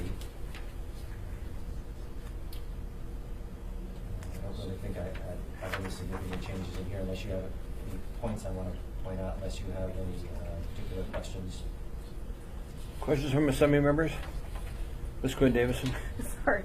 I thought Amy brought up a good point when we were talking about the central transfer station and sort of this is sort of just like a bigger programmatic question, and about it sort of led into something Forrest brought up, which was how we can make savings by doing more recycling, so sort of other diversion type programs. Maybe it's composting citywide. Have you guys been thinking about that and evaluating, since Amy asked those questions about the cost, what we might do? A lot of the costs that's associated, like the savings that are realized, are from extending the life of the landfill. So it's not necessarily like there's a massive operational reduction in cost that happens because of that.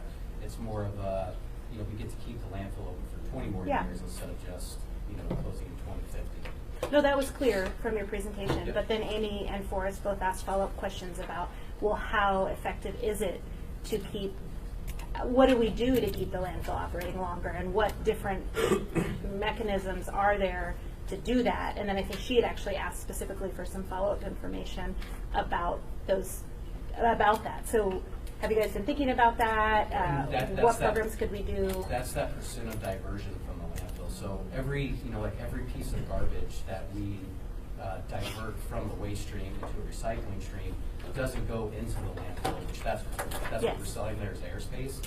And so that's where you get those savings, or that's where you get those additional, like you keep the landfill open for another 20 years versus having to spend hundreds of millions of dollars either trying to find a new landfill site or having to do something different with shipping, the waste out to port, or having to dispose of it at, 4 or 5 times the cost in the Matsuboro instead of a locally.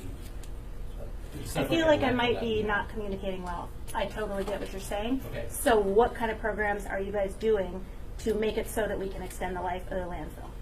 We're expanding our recycling program as we speak. So we're expanding our composting program. We're partnering better with Alaska Waste to try to promote recycling outside of our service area. We're partnering with the school district to improve education, public outreach. We're doing we spend we have a $400,000 budget in recycling, and a recycling coordinator. That's what they do all year round, is try to promote recycling. Partner with Alpar, try to partner with as many different local entities as we can to promote, diversion, food waste collection, yard waste collection, Great. stuff like that. Awesome. So those programs are going to be growing over the years, or where do you sort of see that? That's my plan. Is that's what we have to do. Is we have to grow recycling and improve how much we're improving diversion from the landfill, in order to meet what our strategic goal is for the department, which is extend the life of the landfill. Great. Is it all, ma'am? Mr. Dyson, sir? Thank you. Do we only sell the gas to the base? Correct. That's What do we charge them in MCF? Well, I don't know that off the top of my head right now, but I do know we make between $1.5 and $2 million every year in revenue to them. Which delights me. And when The cost per cubic foot is based off of natural gas pricing. it should be. Right. Yeah, it should be. Is that regulated by the RCA? No. Well, I guess I can't answer that. I don't know if natural gas pricing is regulated by the RCA. It is. Okay. Certainly in Cook Inlet it is, but you might find out. Don't go a lot of effort, but I'd like to know the price and if we're into their jurisdiction. Thank you. That arrangement is not regulated by the RCA. Formally, what the landfill does is sell gas to Doyon Utilities. Doyon Utilities Uses burns electricity. gas and electricity. They may have an RCA nexus. All we have is a contract that sets a per MCF price of the gas from the landfill, and that is not regulated by the RCA. And Doyon is regulated by the RCA. Yeah, okay. And Bill, do you have an idea what we're getting for it? I don't top of mind, no. All right, and thank you. Ms. Dombowski, ma'am. Thank you. I'll just say this. As we talk about extending the life of the landfill for 20 years, I have not seen any actual numbers or any actual projections of, I don't know how you get to that basis, basically. You haven't proved it to me. And I asked for it at the last meeting, and I haven't seen it. We have that, and I prepared that, and so if it hasn't gotten to you yet, I will make sure that That'd it be gets to you. super helpful. But the other thing I would say, and it comes with a trade-off, but I know in Europe they do it in some places very successfully, but there should be an evaluation at least of incineration, because there are many communities that do it, and you have a trade-off of air quality issues when you do that, but technology has rapidly expanded.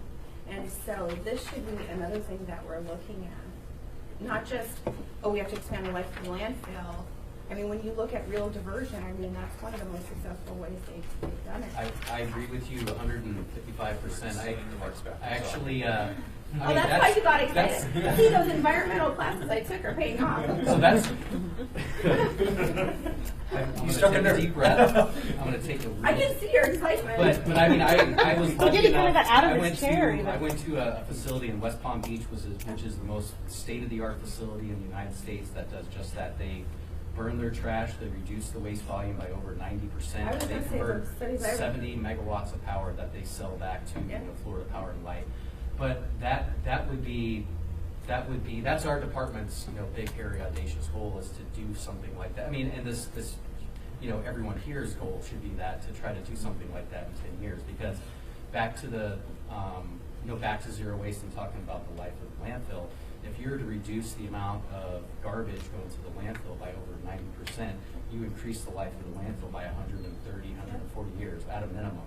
And you're producing power on the on the back end, and it's kind of like a win-win. However, there's a lot of obviously capital costs associated with that. And to tie together, I mean, like as soon as I went to that facility, I was sold on it by not smelling anything and looking at the exhaust. There was the exhaust that comes off of a mass burn incinerator like that. It is as clean as a natural gas facility. And so kind of those, the stereotype of it's this big, huge, nasty plume that's going to kill everyone. It's just not the case. Well, exactly. And we have to do our 101 right now, Mark, so just to give a pitch. So Europe has been doing this for 20, 30 years, actually, for a very long time. And the technology has dramatically increased. And the biggest challenge with incinerators has always been the air quality surrounding the facility. And so that is something that you take seriously. But technology, I think, has caught up. but it has been standard in Europe where you're seeing well over 80% of their trash being diverted. So when you start talking about the life of the landfill, I think it's just like AWU, right? You have this really expensive infrastructure that's critical to not only the community but public health in general. The same is with the landfill. AWU has a 30-40 year plan where they're looking at all their infrastructure, and I think long term, just from a realistic standpoint, the city of Anchorage should build into their long-term 20-year, 30-year, 50-year plan an incinerator facility, because you're not going to end up, we're not going to, the likelihood of getting a permit or getting a new dump open in the Mat-Su is, landfill, sorry. Thank you. Landfill in the Mat-Su is going to be really challenging, but it really, honestly, for Anchorage, it's going to be cost prohibitive to ship it out there. So you have to look at it from a different perspective of how do we treat trash differently. It's not just recycling. Recycling is not going to get you there. Recycling is a small portion of what we do. It's not going to get you there. So you fundamentally have to look at landfills differently. And part of the master plan for solid waste truly should have a component that has an incinerator facility. We did evaluate that. I know it's 300-400 pages, but it's one of the sections in the master plan. If you get a chance to take a look at, which I encourage you to do so. No, it's got to be part of it. And we're starting to work with. We provided the draft You're of next. that plan to Chigiachi, so we're going to start meeting with them next week to start talking about it. I'm glad to hear it. Thank you, Mr. Bowski. Ms. Quinn Davison? Yeah, can you, I know that we're doing, is it sort of a pilot program with food waste, or what are we doing now, and what are plans? I guess I'd also like to know, do you know what percentage of trash is it still okay to call it trash, or do we have a new name? It's for that? you can call us garbage. Garbage. People, garbage. Okay. Sanitation engineers. What percentage of garbage is food waste, and if it's a lot, what can we do to divert that? So like organic waste and waste like that are typically like 30 to 40% of the waste stream. That's a lot. It's quite a bit of the waste stream actually. And so when I started in 2016, we had basically one little roll-off box and a pile of compost out of the landfill. In 2017, we expanded that to that same thing at the landfill and at the transfer station. In 2018, we offered the same two setups for people to drop off food scraps, and then we did a pilot, which we're doing. Well, it just ended actually. It'll end on Wednesday. Sorry. For the residential collection of yard waste and food scraps, and our plan next year is to offer that service area wide. Whoa. So that everyone, if they want a curbside container, there'd be a third container to put their food waste and food scraps and yard waste in. We're going to offer that as well. But they'll need to pay additional money for that? We'll have no rates for that next year. We're Wow. still kind of evaluating what that's going to look like and what the charge is. And I think that was kind of back to Forrest's question, which is like, if you can divert a bunch of stuff out of the landfill by collecting that for free, you're going to save the city money long term. And it's kind of like what we do now. So we don't have mandatory curbside recycling here. However, as part of your garbage service with us, you get a recycling container that we come by and service as well. So it's all kind of that's worked great. into your same monthly fee that you're paying as a resident. And so my vision is to have that same thing occur for food waste and yard waste collection. And I like how you guys do that, because that encourages people to recycle. I have Alaska Waste, and we have to pay additional money to have a recycling bin, but it's the same cost overall, so I like the way you're doing it. So. And so, and I've also heard from Alaska Waste that they're going to start looking at offering curbside yard waste and food scrap collection like we're offering right now next year. So that's a good sign, because it shows that people are watching, they're seeing that it's a popular program for our customers and try to expand it into their customers. Great. Anything else, ma'am? Mr. Dyson. Okay, Chris is up. Go ahead, Chris. Thank you. I was flying back up to Anchorage on Wednesday, and the flight attendant on the flight mentioned that she's in the Anchorage Waste, not the solid waste service area, and she, as a single mom, has a hard time paying for recycling. And I was wondering if, in order to reduce the waste stream, we could come up with a way to incentivize the Alaska Waste folks to provide free recycling service. It's an idea, Chris. And so Chris, we've worked with them we work with them very closely because obviously they're our biggest customer. But we've partnered with them the past couple of years to do what we call like a recycle pilot.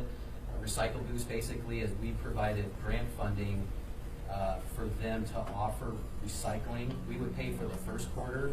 They get customers to sign up, and if the customer likes it, then they keep recycling, they keep the payment, and if they don't like it, then they just give the cart back. But I can't remember the total number of customers, but we've had something like an 80% retention rate once they've offered that kind of free first quarter of service, with people not with liking the service and not returning the cart, but keeping it going. Can you use the same vehicles to pick the carts up? Or if you have a different cart, do we have to have another vehicle to pick that cart up?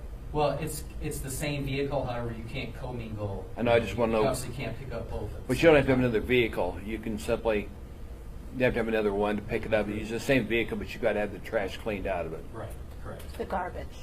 Whatever it is. Refuse. But the thing is, see, they've got a closed environment. We got mandatory pickup in their area. But you go to waste management, it's not mandatory. And if you get to the point where it becomes too costly, people just say, we're not going to do it. Here, they don't have the option in the old city limits. It's just outside. Waste management Stuff's does it. They don't, outsiders. yeah, they'll force them to. I live in your area too. Mr. Dyson, sir.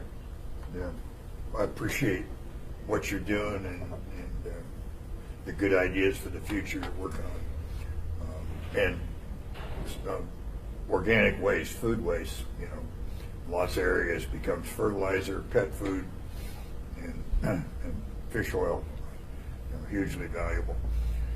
I was going to make some smart aleck remarks about you being naive and foolish if you think truth, logic, and economics are going to make for good decisions. There's no data to support that. But we all need to be thinking ahead here. How can we sell the population, on burning something that produces stuff coming out of the stack? Convincing people that that's not evil is formidable.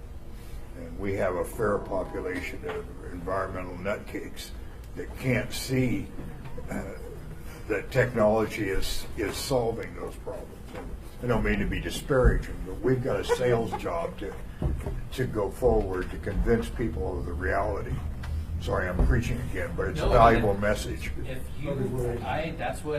this is going to be a decision that obviously has to be supported by this body if we were to do something like that. And it's a 10-year process, right? Like we have to start now if we want to have something, permitted and constructed in 10 years. So it's a long process. It requires everybody here's support, your constituent support, regulatory support, you name it. Yeah, and somebody thinking cleverly, somebody like Bill, who's really smart, how can we have a long-term plan of educating and selling, in a sense, a genius solution? Sorry. Mr. France. Thank you, Mr. Chair. Just a quick comment on the food waste collection. We had some enthusiasm at a community council meeting this week for the idea of a separate container to pick up food waste. And, some folks brought up too that this is done successfully in the lower 48. And so I think for some of this diversionary work that people will really be on board. Someone else also asked about plastics and if more plastics could be recycled. And I don't know if that's It's truly not up to us. We collect the recycling, we don't do anything with it. So it's just kind of up to whatever the markets are doing and whatever our local recycling restaurant is advising. Now, we obviously work with them on a regular basis and try to push them. Hey, look, you start taking, lightly greased pizza boxes like we don't now to do like stuff like that, or are there different markets for plastics and whatnot, that it's, you know, and then as that changes, it makes everything more complicated, right? Because it's the messaging, it's like people still don't understand that you can't throw away plastic bags, I don't forget that word, but you know, you can't recycle plastic bags. And so even little stuff like that is very hard to get that message through to everybody. You're right. Yeah, it is difficult. But with a mass burn, that's good fuel. Plastics are a good fuel. Ms. Dembowski? Yeah, I would just like to say as you go towards in implementing this food waste program, those are the pink ones, right? Correct. I would just say be very, very careful to not make the beer problem worse. Right? Because those aren't locking lids. Those are just the regular flip-up lids. I mean, you could really compound. This is what happens often is we try to solve one problem and we have, you know, incidental issues that we've created. So I think that's something that seriously should be should be considered, especially Government Hill area. Those. Yep, But absolutely. isn't that stuff already in the garbage? It's just concentrated, is your concern? Well, Sorry, it's concentrated, and right now, like when it goes in my garbage, I have a locking bear-proof lid. But you wouldn't for the... Exactly. But a pink one, unless they plan for it now, they make those locks on there. It's not going to have one on it. is what she's Exactly, saying. that's my point. Because if you see them, they're just Yeah. the regular. Like I also have a recycling one that I choose. You know, I'm waste management, but I choose to pay for it. Have for many years. But if you have now, you're concentrating all the food waste in one without a locking lid. You just Yeah, I didn't realize that the pink ones didn't lock. Because I don't have this. Good point. Absolutely. Lance, we're on which slide now? 50? Let's go to 55. Let's go to the 55? on disposal. Before we move into solid waste refuge, we're going to come and get your food. They provided lunch for us. So. We'll get through two Get more that slides done. and then we'll jump into Okay. refuse. Oh. So on the operating side, I think the biggest change they have here is in their depreciation and amortization in total, but their total appropriations are going to be down a little bit. Position count will be about the same. And then on their capital, and they too contribute to USA. On their capital side, I think this will probably get some adjustments in here. Maybe not, or maybe in 19, but probably in their CIP, the 20 through 24 program will probably get a little bit of adjustments. But this is what we have right now. And if there's a particular project that you have in question, obviously the transfer station, the facility money, I'm not sure if the 1.2 million is the accurate number now. But if it's not, then we'll adjust it based on the Assembly's approved documents. Question from some of you members? Bill, where are we at now in bringing another generation plant online for the gas? Because we're still flaring gas off. Are we to the point that it's more economical now for Diane to put another plant in there to produce more electricity? No. Or are we just going to flare it? It's proceeding further away into the distance. So we have more gas being produced from the landfill that we would love to turn into electricity. We are selling that gas to Doyon at a contractual rate. Doyon sells the electricity to J-Bear, mostly the Fort Ridge side. For Fort Ridge to buy that power, it has to be cheaper than it otherwise could get power, or it has to be more expensive but justified by green credits. It turns out when we set this whole arrangement up many years ago, the Army really needed a lot of green credits. Now we're in some pool with the whole West Coast where they're sort of flush with green credits. They don't need it as much. We have a tariff change through MLP, largely pushed by one of our larger commercial users, which changed the rate structure such that it is now no longer particularly attractive for the Army to take more of that electricity from the landfill. So we are trying our level best, pushing on the base to see if they can't get a Pentagon to say, well, there are some sustainability / redundancy benefits to producing our own electricity that's worth that additional cost delta. But we are also looking at maybe doing something else with the extra gas now. Yeah, That's a very nice way to say it. But I mean, we tried to work with, we did work with the military going after the last 2 years. Basically in July, they were all set to get ready to approve the business case that would have constructed the new generation capacity at their existing plant, as well as added a new facility. And because of how the rates changed and just the economics of it, basically pulled the rug out from under us, and now we're back with having to figure out, well, what do we do with the excess gas? And so what we're looking at right now is a process that will kind of solve both our gas issue and our leachate issue, which is basically installing an evaporator, which is like a big flare, and it will use the heat off of that process to evaporate a large portion of the leachate, thereby reducing our leachate disposal costs and actually using as much of that methane as we can. I know one time they could only sell it to the Army. Since they did JAPE here, where they unified the Air Force and the Army together there, can we now have the electricity go to the Elmdorf side of the house?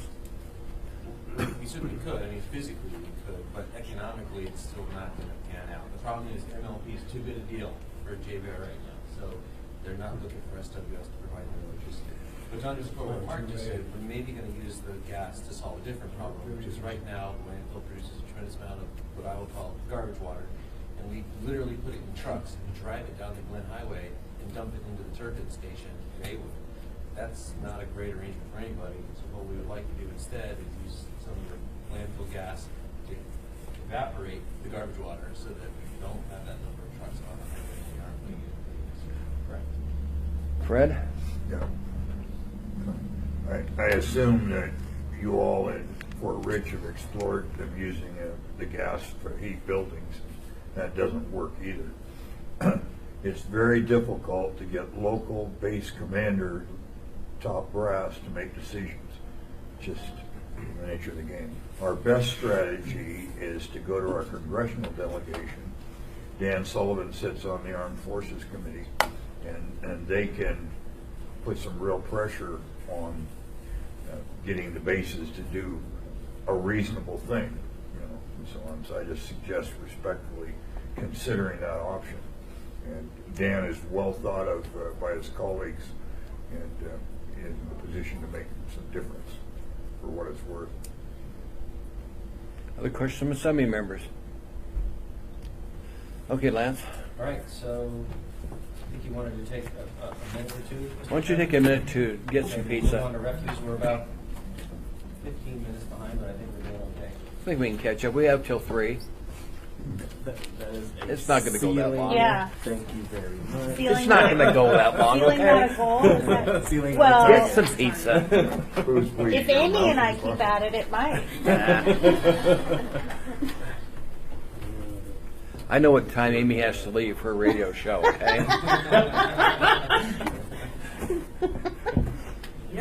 As Mr. Dunbar would always say, Mr. Chair, it's a ceiling, not a target.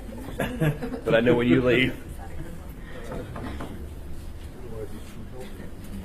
Is there a break? Is there a break? Yeah, 1 to 2 minute pizza grabbing. We're taking the break. pizza break. 2 minutes or one? What's the real time? 1 to 2, 1.5. So 2 is a ceiling, 1 is an estimate. So the Sunday Depends on work how long session, it we takes you to adjust get as your we go. pizza, Mr. Haberman. Up to the discretion of the chair. It's a ceiling, not a target. Yeah. I'm gonna see how many people I can get to say that at the next meeting, just see if Forrest catches on. Yeah. You know? We don't have to reference him, just see if he catches it. We'll I know. love it. He'll reference himself. Yeah.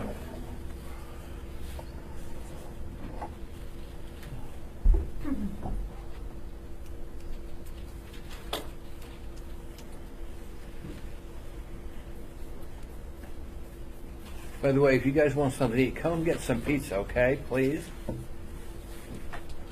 Is everybody in the audience? Yes, come get some pizza, okay? We want to recycle. While it's warm, please get pizza. It's okay. Tell me, Stephen. What's up? Oh, just tired. Is anybody sitting in the room that wants something to eat, please come and get it. Just trying to do it before.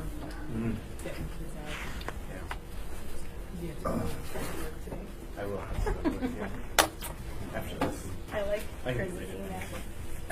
Did he respond again? No, just the first one. It's very good.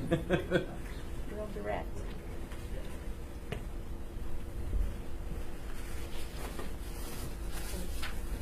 Someone talking about summer's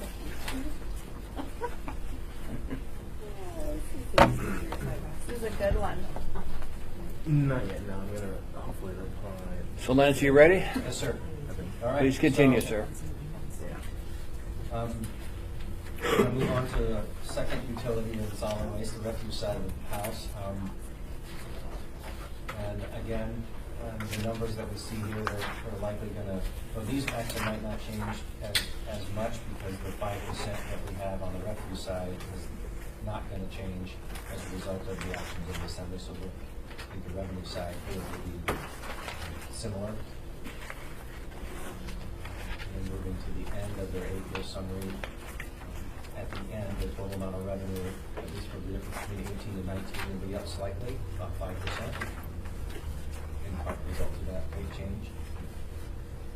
And the last page is slide 60 of their revenue and expenses. Their total operating expense will be up about 5%. So I think that's the highlights.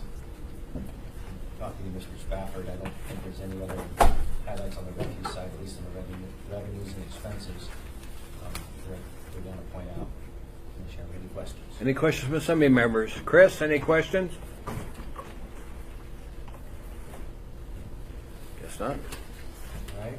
Go ahead, Lance. Move on to. Sorry, Mr. Wilson? I'm sorry, I don't have any questions, but my phone was jammed. Okay. So interest on cash pool drop, is that, interest rates are going up, so our cash pool must have dropped.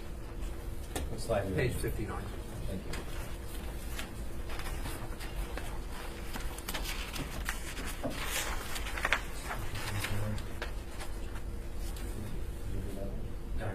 The question from Mr. Weddleton, the interest on cash pool.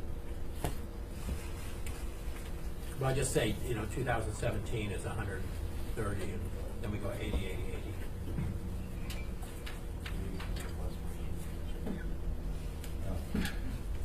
I don't know, we could look into I believe it. that was calculated based on actual cash in the cash pool, and we are anticipating using some of that as we move into the new construction, and so we just assumed that we might not bring in quite as much interest on our cash on hand because we have less cash on hand. Is yours in the municipal cash pool, or do you have a separate? Yes, no, for collections, it's in the pool. John, our chief fiscal officer may have an answer for you.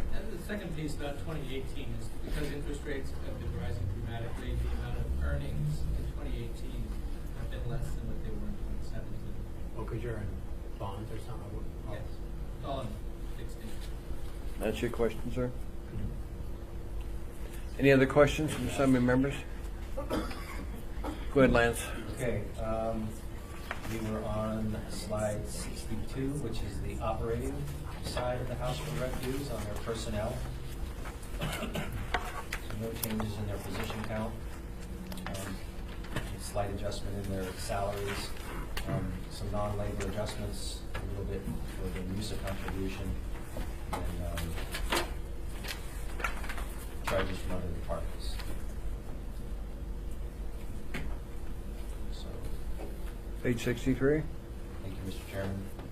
On the capital Capital. side, they do have a combination, at least on the new transfer station, a combination of collections and refuse. So this portion of the utility would be supporting the project as well. So if these numbers are changing, well.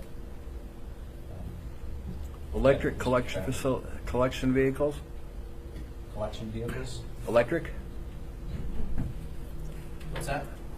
You're buying an electric collection vehicle? We're trying to. So we got $600,000 appropriated last year, and we've been trying to work with 3 different vendors and manufacturers now to get one delivered here. But still no luck, because it's kind of a brand new thing that's starting to be produced. And so it's still in the piloting phase.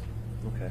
And so the plan here was for us to leverage that existing funding that we already have, and apply for state and federal grants to try to secure some additional funding for those types of people. A pilot can be your future. Is Alaska Waste doing the same thing with their collection? Not trying to get this long? Okay. No, they're not. Chris, any questions? Come be fair in a second. On capital, Chris? Okay, Mr. Dyson? Yeah. So there's an obvious solution. Power all those things with natural gas. And it's the marriage made in heaven, because all those things come home every night. No landfills made in heaven? Mr. Chair, again, struggling with the mute button, but no questions. Thank you. Thank you. Go ahead, Fred. Anything else? I'm done. Any questions from Assembly members? All right. That's it. Let's move on to ML&P. Thanks. We're just about on track. Look at that. You're not here tonight. Half an hour behind. Yeah. Excellent questions from Everyone's fading out. So. I think so. It's the reason I fed you guys. I figured you'd be asleep shortly.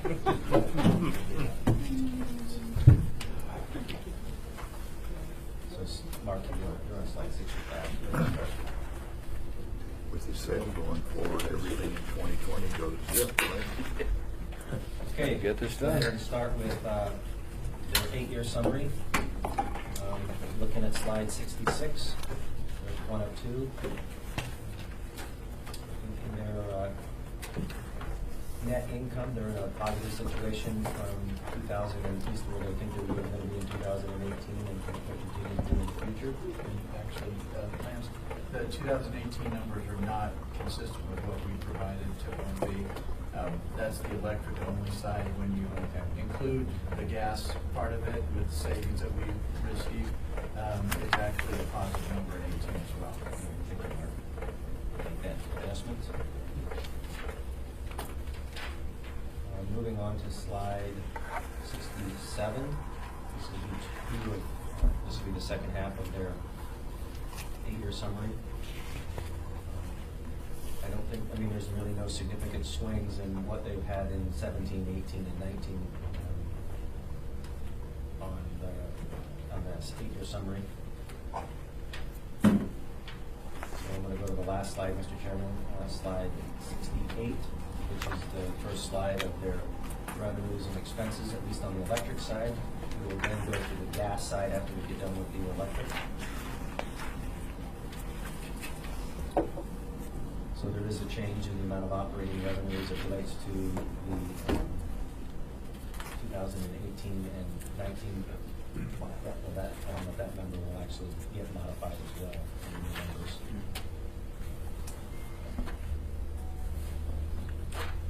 Questions from Assembly members? Mr. Wilton, sir. Sorry. So you said 2018 would be positive because you're selling some gas and it's not in here? No, the gas utility, basically we have a gas fund and electric fund, and we combine the two because you have to.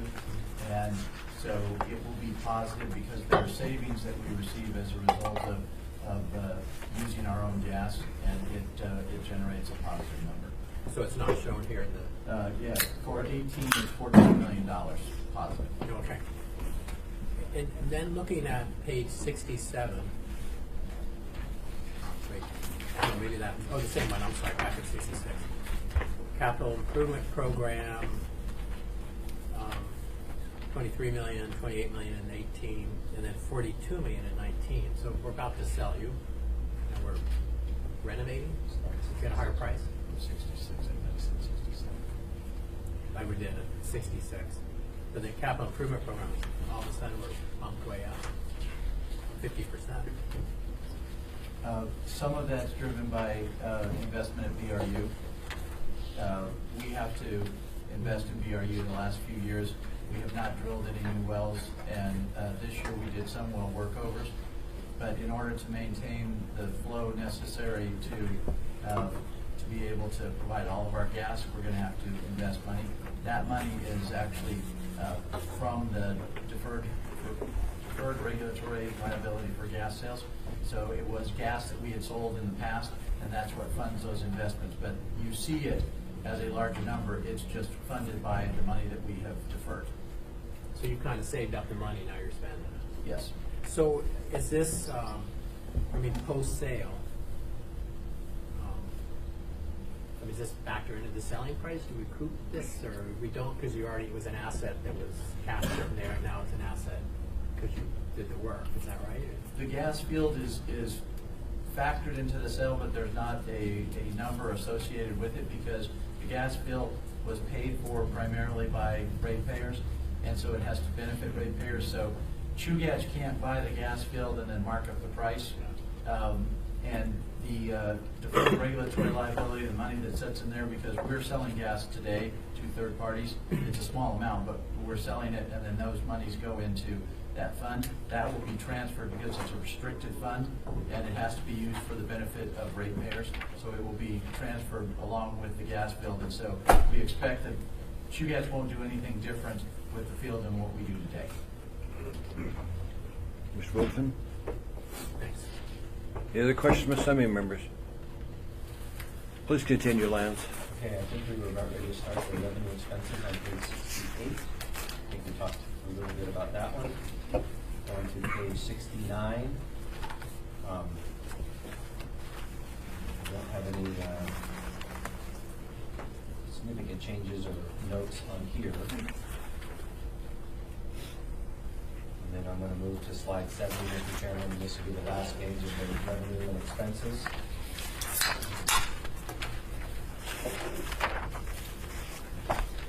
Mr. France has a question for you, sir. Oh, thank you, Mr. Chair. Actually, just a general question, Lance. With the proposed sale of ML&D, any costs associated with that are not going to be paid for out of the operations budget, correct? Right now, there are no costs reflected as to the sale inside this budget. I mean, we have shared and asked the departments to share that if there are expenses related to the sale of ML&P, we are aware of those. And those are part of the conversations that we're having with CEA. But this budget does not reflect any of that. Mr. Constant had brought up the issue of SAP and costs maybe associated with separating the different items, and some concern that that could impact the IT budget.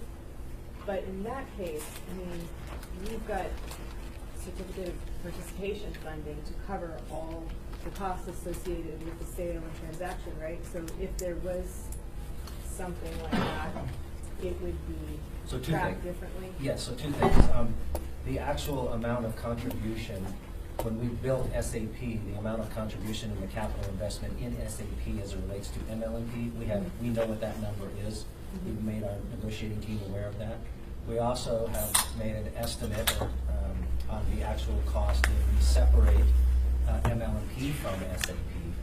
How much is that going to cost and how long is that going to take? That is also part of the comments that we've made to the negotiating team.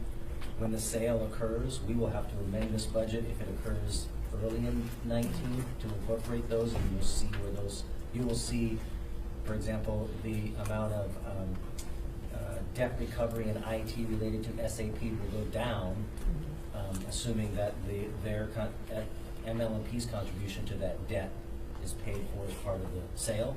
The total amount of the debt will be down.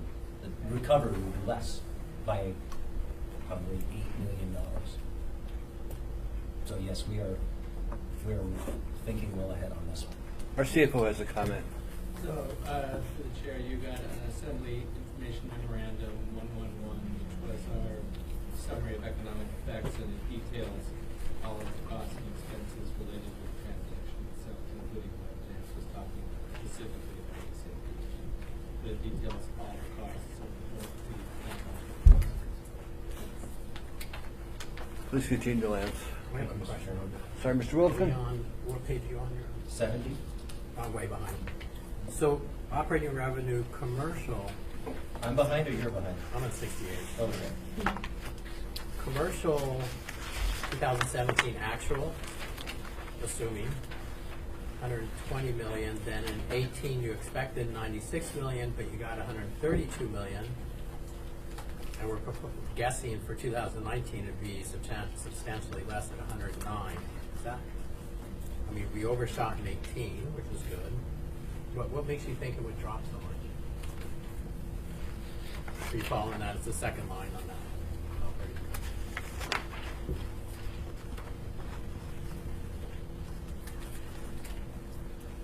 And actually, I think it's flipped, Mr. Weddleton. The pro forma is the actual for 18, and the revised is the budget for 18. But to your point, it is below what we estimated that it would be. And some of that is driven by our kilowatt hour sales are down because we had a very warm winter, and we had if you track it on the weather folks, they say that we are warmer in the summer, and we have set a few records, but it's not as warm as it was last year. And we have a dual peak, which means that we have a big day in the winter, and then we have generally a big day in the summer when it's really hot. It wasn't really hot this year. And so we have sold fewer kilowatt hours this year than what we anticipated. But the 19 should get us, it will be, I think, closer in line with what we expect to finish 18 with. Okay. You have a huge range of air then. You don't know until it hits that. Well, and I think when we did the 18 budget too, we built in what we anticipated, what we asked the RCA for in the rate filing. We did not get what we asked the RCA for. We were about 7 points below what we had asked for. Good, thank you. Is that all, John? Yeah. Other questions from some members? No, please, Lance, continue. Thank you. I'm going to move back to slide 70. So this is the last page of the electric revenues and expenses. This is the sum.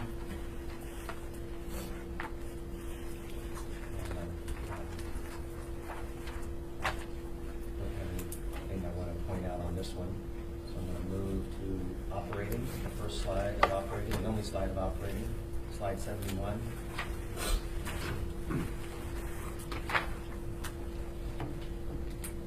The biggest change in their total budget is again related to depreciation and depletion and amortization, which is at the bottom of the slide, but everything is pretty much in the middle, with the exception of the natural gas purchase. I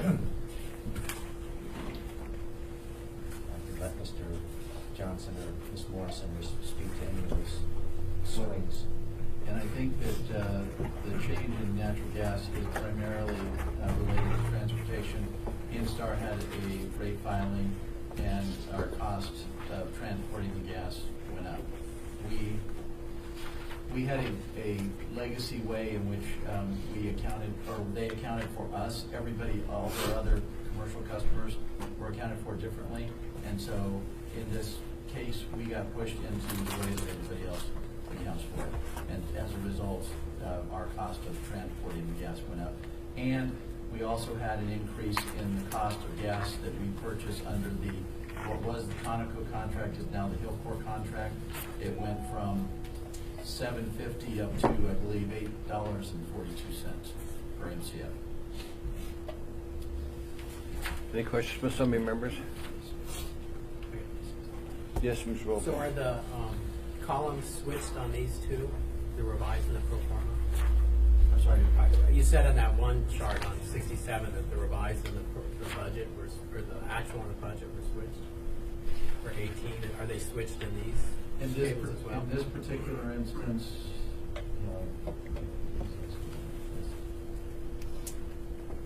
I think that the budget is closer, I'll put it that way.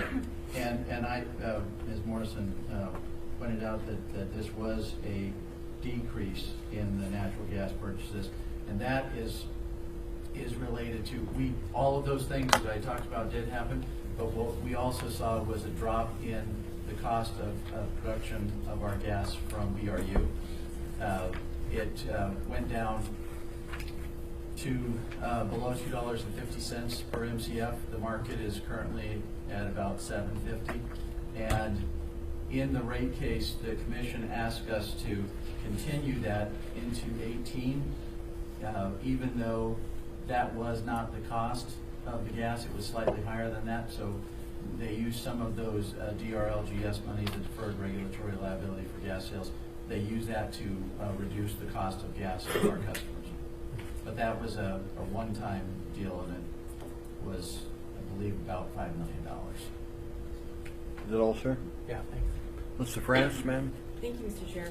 Okay, I'm sorry, I'm a little bit behind. On the 2019 proposed budget changes, and I apologize because I think you already went through some of this. Okay, the salary and benefit adjustment, material and supplies goes up almost $1 million. And then, so I'm just curious, what does that include? And then interdepartmental overheads, what is that? I'll take the first one, the materials and supplies. That accounts for the GE contract that we signed for maintenance of the turbines at Plant 2A.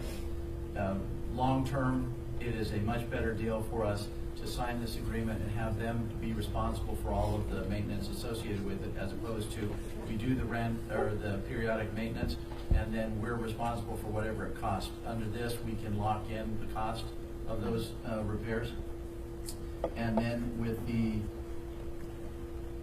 other that you would ask about was Intradepartmental. I'll take that one. So that's basically IGC's overhead rates charged to the utility. It's going down.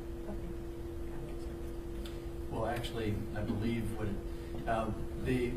one of the uniqueness of SAP is that you budget for the departments for labor, and so for instance, our IT department provides service for all the other departments, and historically, when we did the charge for that, we credited the IT budget.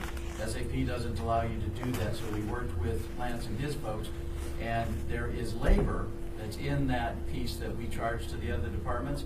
But if you charge that whole piece to the other department, then you're counting the labor twice. And so this credit allows us to actually record the amount of labor that's there. Otherwise, their costs are going down. That double counting. Thank you. Other questions from some members? Please continue, Lance. Okay, let's move to the gas. So on slide 72. I don't think there's anything, obviously.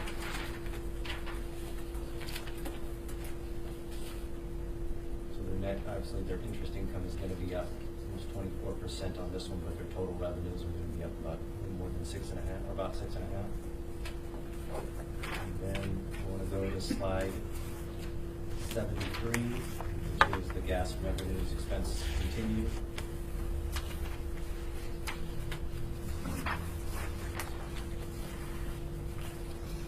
And I don't know if Mr. Johnson or Ms. Morrison want to address any of these highlights, or if the assembly members have any questions on slide 73. Any questions from some members to this point? The only thing that I would point out is under the non-operating expenses, the interest on bond debt, you'll notice that it's 0 and 19. That's because all the bonds associated with the field are paid off, so there is no interest. And then the last slide on gas. Mr. Chairman? Go ahead, sir. Mr. Peterson. Thank you. What's the regulatory debt credit? It's the cost of power adjustment. We have an amount that we're basically guessing. We set the gas price at July of each year, and so we say take all the things into account, what the costs are, we divide it by what we think is going to be produced by the field in MCF, and then we come up with $5 per MCF. It's almost never $5. So you either over collect or under collect, and that's what it gets kept in there. And then In a year where you have over-collected the next year, you try and utilize that by lowering your gas price to then use that, get it to zero. We'll never be at zero. So you'll be floating above or below. Absolutely. All right, thank you. Any other questions from some of your members? Please continue, Lance. Okay, I'm on slide 74. This is the last slide of the revenue and expenses. This is a summary, the end of the summary on the gas and revenue expenses.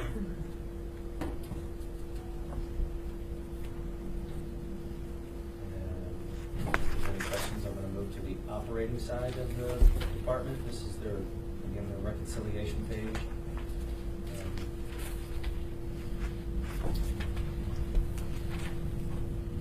The biggest change here is the amount of regulatory and debt credits.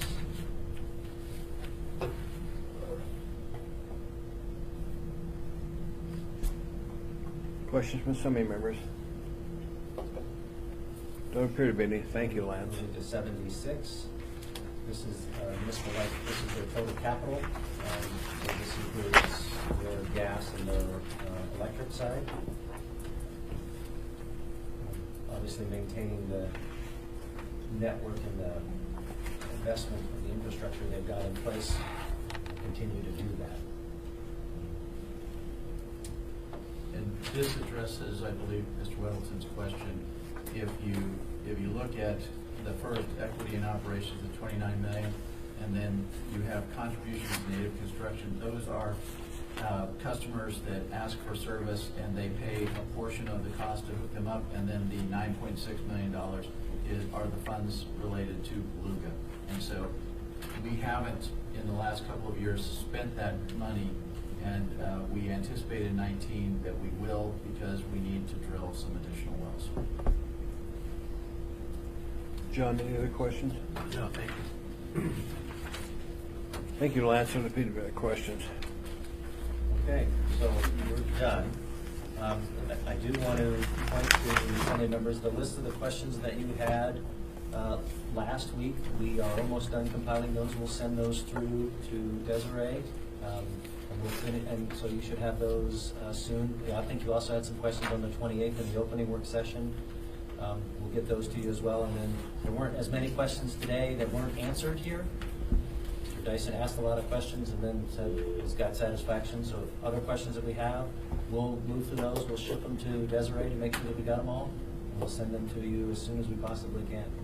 So again, I appreciate the utilities' help in doing this. And as I mentioned, there's been a lot of work from the utility since we submitted the budget. So we will be making some changes. We'll put together a summary sheet in a page and just to highlight what all those changes are, so you don't have to sort of navigate individually and find every page. We'll highlight those for you and give those to you before the budget's approved. Desiree, when do we need to have our adjustments into you by? Do you know? I will figure that out and send an email out to everybody. You could let us know, I'd appreciate it. And So- just the rest of the process, when we would have debate on the changes, anything, because we've had added new members, so we just need to have the whole program laid out for everybody. Thanks. I think, and unconfirmed, but I think your schedule is to have them in somewhere between the 12th and the 14th of November. And then if you're going to have a work session, that you would do that either the Thursday or Friday that week, and then consider those. What we've done in years past is you get your amendments in, then we have a work session where we go through the amendments to see other people have amendments, similar ones, and then we'll deal with the assembly meetings where we've normally done on it. Yes, John? Well, that's worked and we've done that.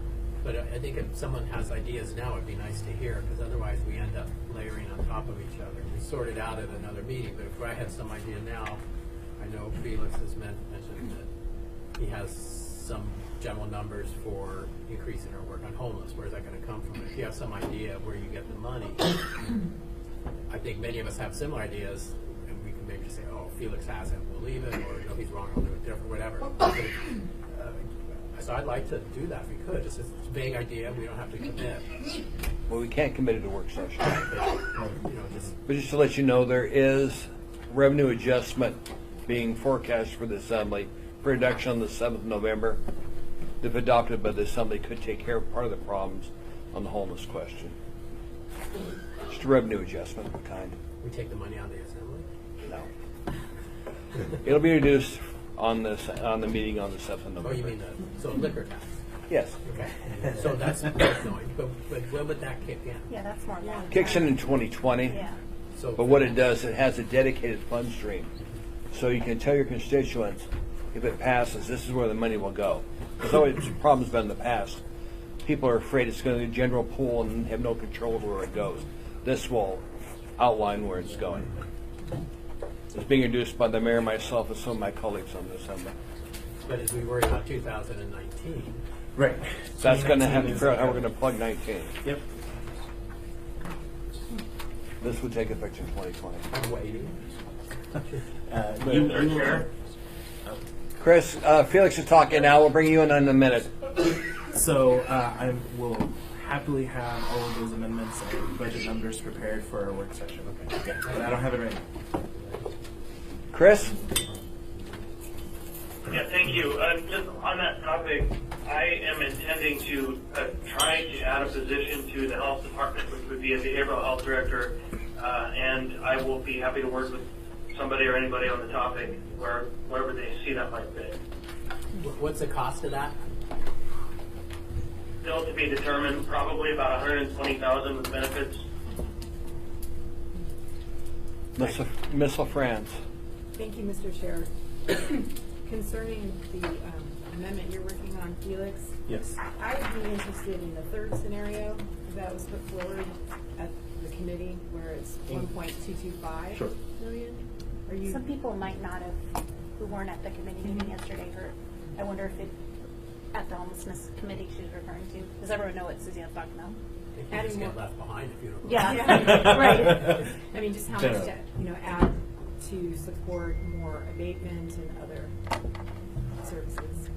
So, may I ask that? Are you doing 1.225 million? Are you still determining? That will be what I bring forward to somebody else. Okay, so then I won't bring forward that one. I'll just plan to support You yours. can add your name onto, Okay. yeah. Okay, and then second question, Mr. Yes, ma'am. Chair. Are there any updates on the CAFR or end of year reports? I just sent it, but the current plan is that 2017 is supposed to be closed yesterday or today, and the report, you will get your draft on the 31st, because that's when it's going to the draft. Of November or? Of October, so next Wednesday, that's when it goes to the auditor, and the auditor hopes to have it back to us within 4 weeks on. Mr. Chair. Mr. Constant. Thank you, Mr. Slitka. I noted in the review of the Chugash Electric Association Board resolution approving the negotiations for the transaction, they noted a required audit of ML&P to be completed before the transaction could be signed. And so is that document 30 days out? Is that document nearer to completion, or what's the plan for that? So we are very much aware of that November 20th date, and we are working very hard to make sure that, with all reasonableness, it's more likely going to be November 28th. But we will see how quick BDO can turn around. But we are very much aware of that date. Okay, thank you very much. Any other comments from Assembly members? Mr. Dyson. Hang on a second, I had it and I lost it. Well, let me give you my adjustment, okay? When I look at this budget, I only got two controlling things. Public safety is number one. I don't care whether it's police or fire. I intend to bring the fire department back to where it should be, trying to reduce the $2.5 million hit to the fire department. So I'm not going to play any games or anything else. I'll be doing cuts. You won't like some of them, but quite frankly, when we look at the public safety comes first for this town. And your number 2 is homelessness? It could be. Okay. And I'll tell you what I want. So you reminded me, so Chief Dahl would like to have the capacity to process rape kits here. And he, like I, think that waiting 10 months when you send them out is ridiculous and obscene. Yeah. And so he's getting me a price on what that's going to cost. Secondly, chasing bad guys has really been transformed in our lifetime, and certainly DNA plays a part of that and so on, but so do video cameras. And when there's a burglary or a drug deal going down, one of the first things cops do is, has anybody got a camera around here? You know, and often it's private cameras. So I'm trying to figure out, and Chief Dahl tells me that either providentially or dumb luck or being really smart, the city's replacing light poles. The new ones have a deal in them where you can plug in all kinds of things, like a camera. You don't have to run separate electric to put a video on a camera. Then with Wi-Fi, you don't have to hardwire the signal going somewhere. So I'm trying, our next public safety meeting, for us to have a tour of the emergency response to the office here on East Street, you know, and so on and so forth.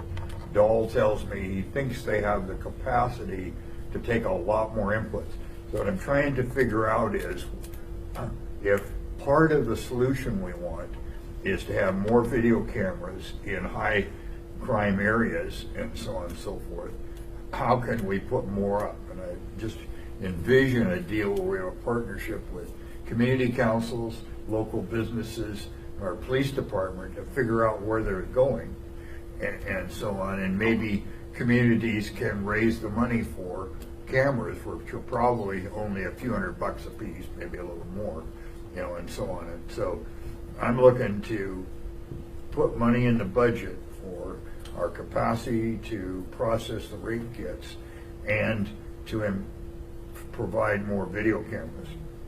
I think that's there's nothing wrong with looking at those things. My guess is that those are fairly strategic and something we can do. So all of you who've got a pet thing in the budget you want to protect, watch out for me. Because I think that those things are really high priority. Mr. France, ma'am? Thank you, Mr. Chair. Just to follow up on Mr. Dyson's point about the cameras. Mr. Palsy, is this here? Oh, yeah. With FirstNet, are there any opportunities for grants coming through with the emphasis on smart cities and that involves cameras and data collection for public safety purposes that you know of? I don't know the answer to that, but I can certainly inquire. I've only heard of FirstNet mostly through telecommunications and videos, but I'll ask the chief about that. Anything from the administration before we end this work session? Can I Good ask job. a question? Yes, ma'am. I know I'm I'm not sorry. the administration, but You're more important. You're just like hardly. We all know that's not true. So separate branch of government, ma'am. what does anybody have any idea? I don't know if this is the appropriate place, but first of all, when we have our work session, do members of the public come to that, or are they invited on the 16th to talk about? Or Our work sessions normally do not invite the public to participate in them. These Okay. are assembly work sessions. We don't Okay. have that. And- Some of our committees we do, but not at these. Okay. And then the next question is, I see Mr. Haberman disagreeing strongly over there. No, it doesn't matter. Go ahead, ma'am. The next question is, does anybody have any ideas they want to share about what they plan to cut? I hear a lot of ideas about what we want to add. No. No. That's strategic. I was getting ready to cut the flowers. No, Yeah. there's I not- know you won't cut the flowers there's because your nothing- mother will there's- have a heart attack. Fred, if you want to cut the Birthdays flowers, today. I'll join you. Flowers. But there's nothing I would want to cut because I think everything Yeah. in the budget has value. Okay, Mhm. but there are some things, and we are at war with the homeless and the drugs and the alcoholics. It's just we got to face it.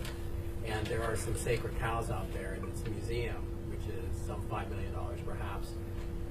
The Think about it, Performing it's Arts 2.5 Center. million, These are amazing sir. things. I hate to cut. These are my favorite things. The flowers are $1 3/4 million, and whatever. I asked Lance for a list of them, but we'll have those out there. And those are not things I want to do, but those are things we have to do. And nothing should be safe We've been cutting transit, we've been cutting stuff all over, but those that we have not, we've left those alone. And I'm happy about that, but it's time. So there are sources of money that are very unpleasant to cut, but we need to, Because it's ultimately this body's decision on the budget that will go forward. The administration proposes the budget, we'll vote on the budget, but keep in mind every vote you take, you'll be held to account for that to our constituents. As Lance was saying when he talked about, for example, the budget is starting to cut bone away from some areas that the fat and the stuff, easy thing, hiding troops, hanging fruit have already been cut. We're now looking at, do we really want to cut bone that endangers the public? So we've got to figure out what we want to put the cuts at. Yes, Not Chris. hanging fruit, it's hanging baskets. Fred, I'll join with you when you bring it forward. Chris? Yeah, I just want to note that I might have misheard when Mr. Weddleton said we are at war with the homeless. Homelessness. Okay, I just want to be really, really clear because there have been some acts of war in the last 2 weeks against homeless people, and I think it derives a lot from the rhetoric, not necessarily from us, but that is being kind of imbued into the city at this time. Chris, I think it was just a miscommunication of the telephone line because you're on a cell phone. You might have missed it. Yeah, no, that's easy enough. I just want us to be careful. Thank you. Anything else from the body? This work session is done, but thanks for being here.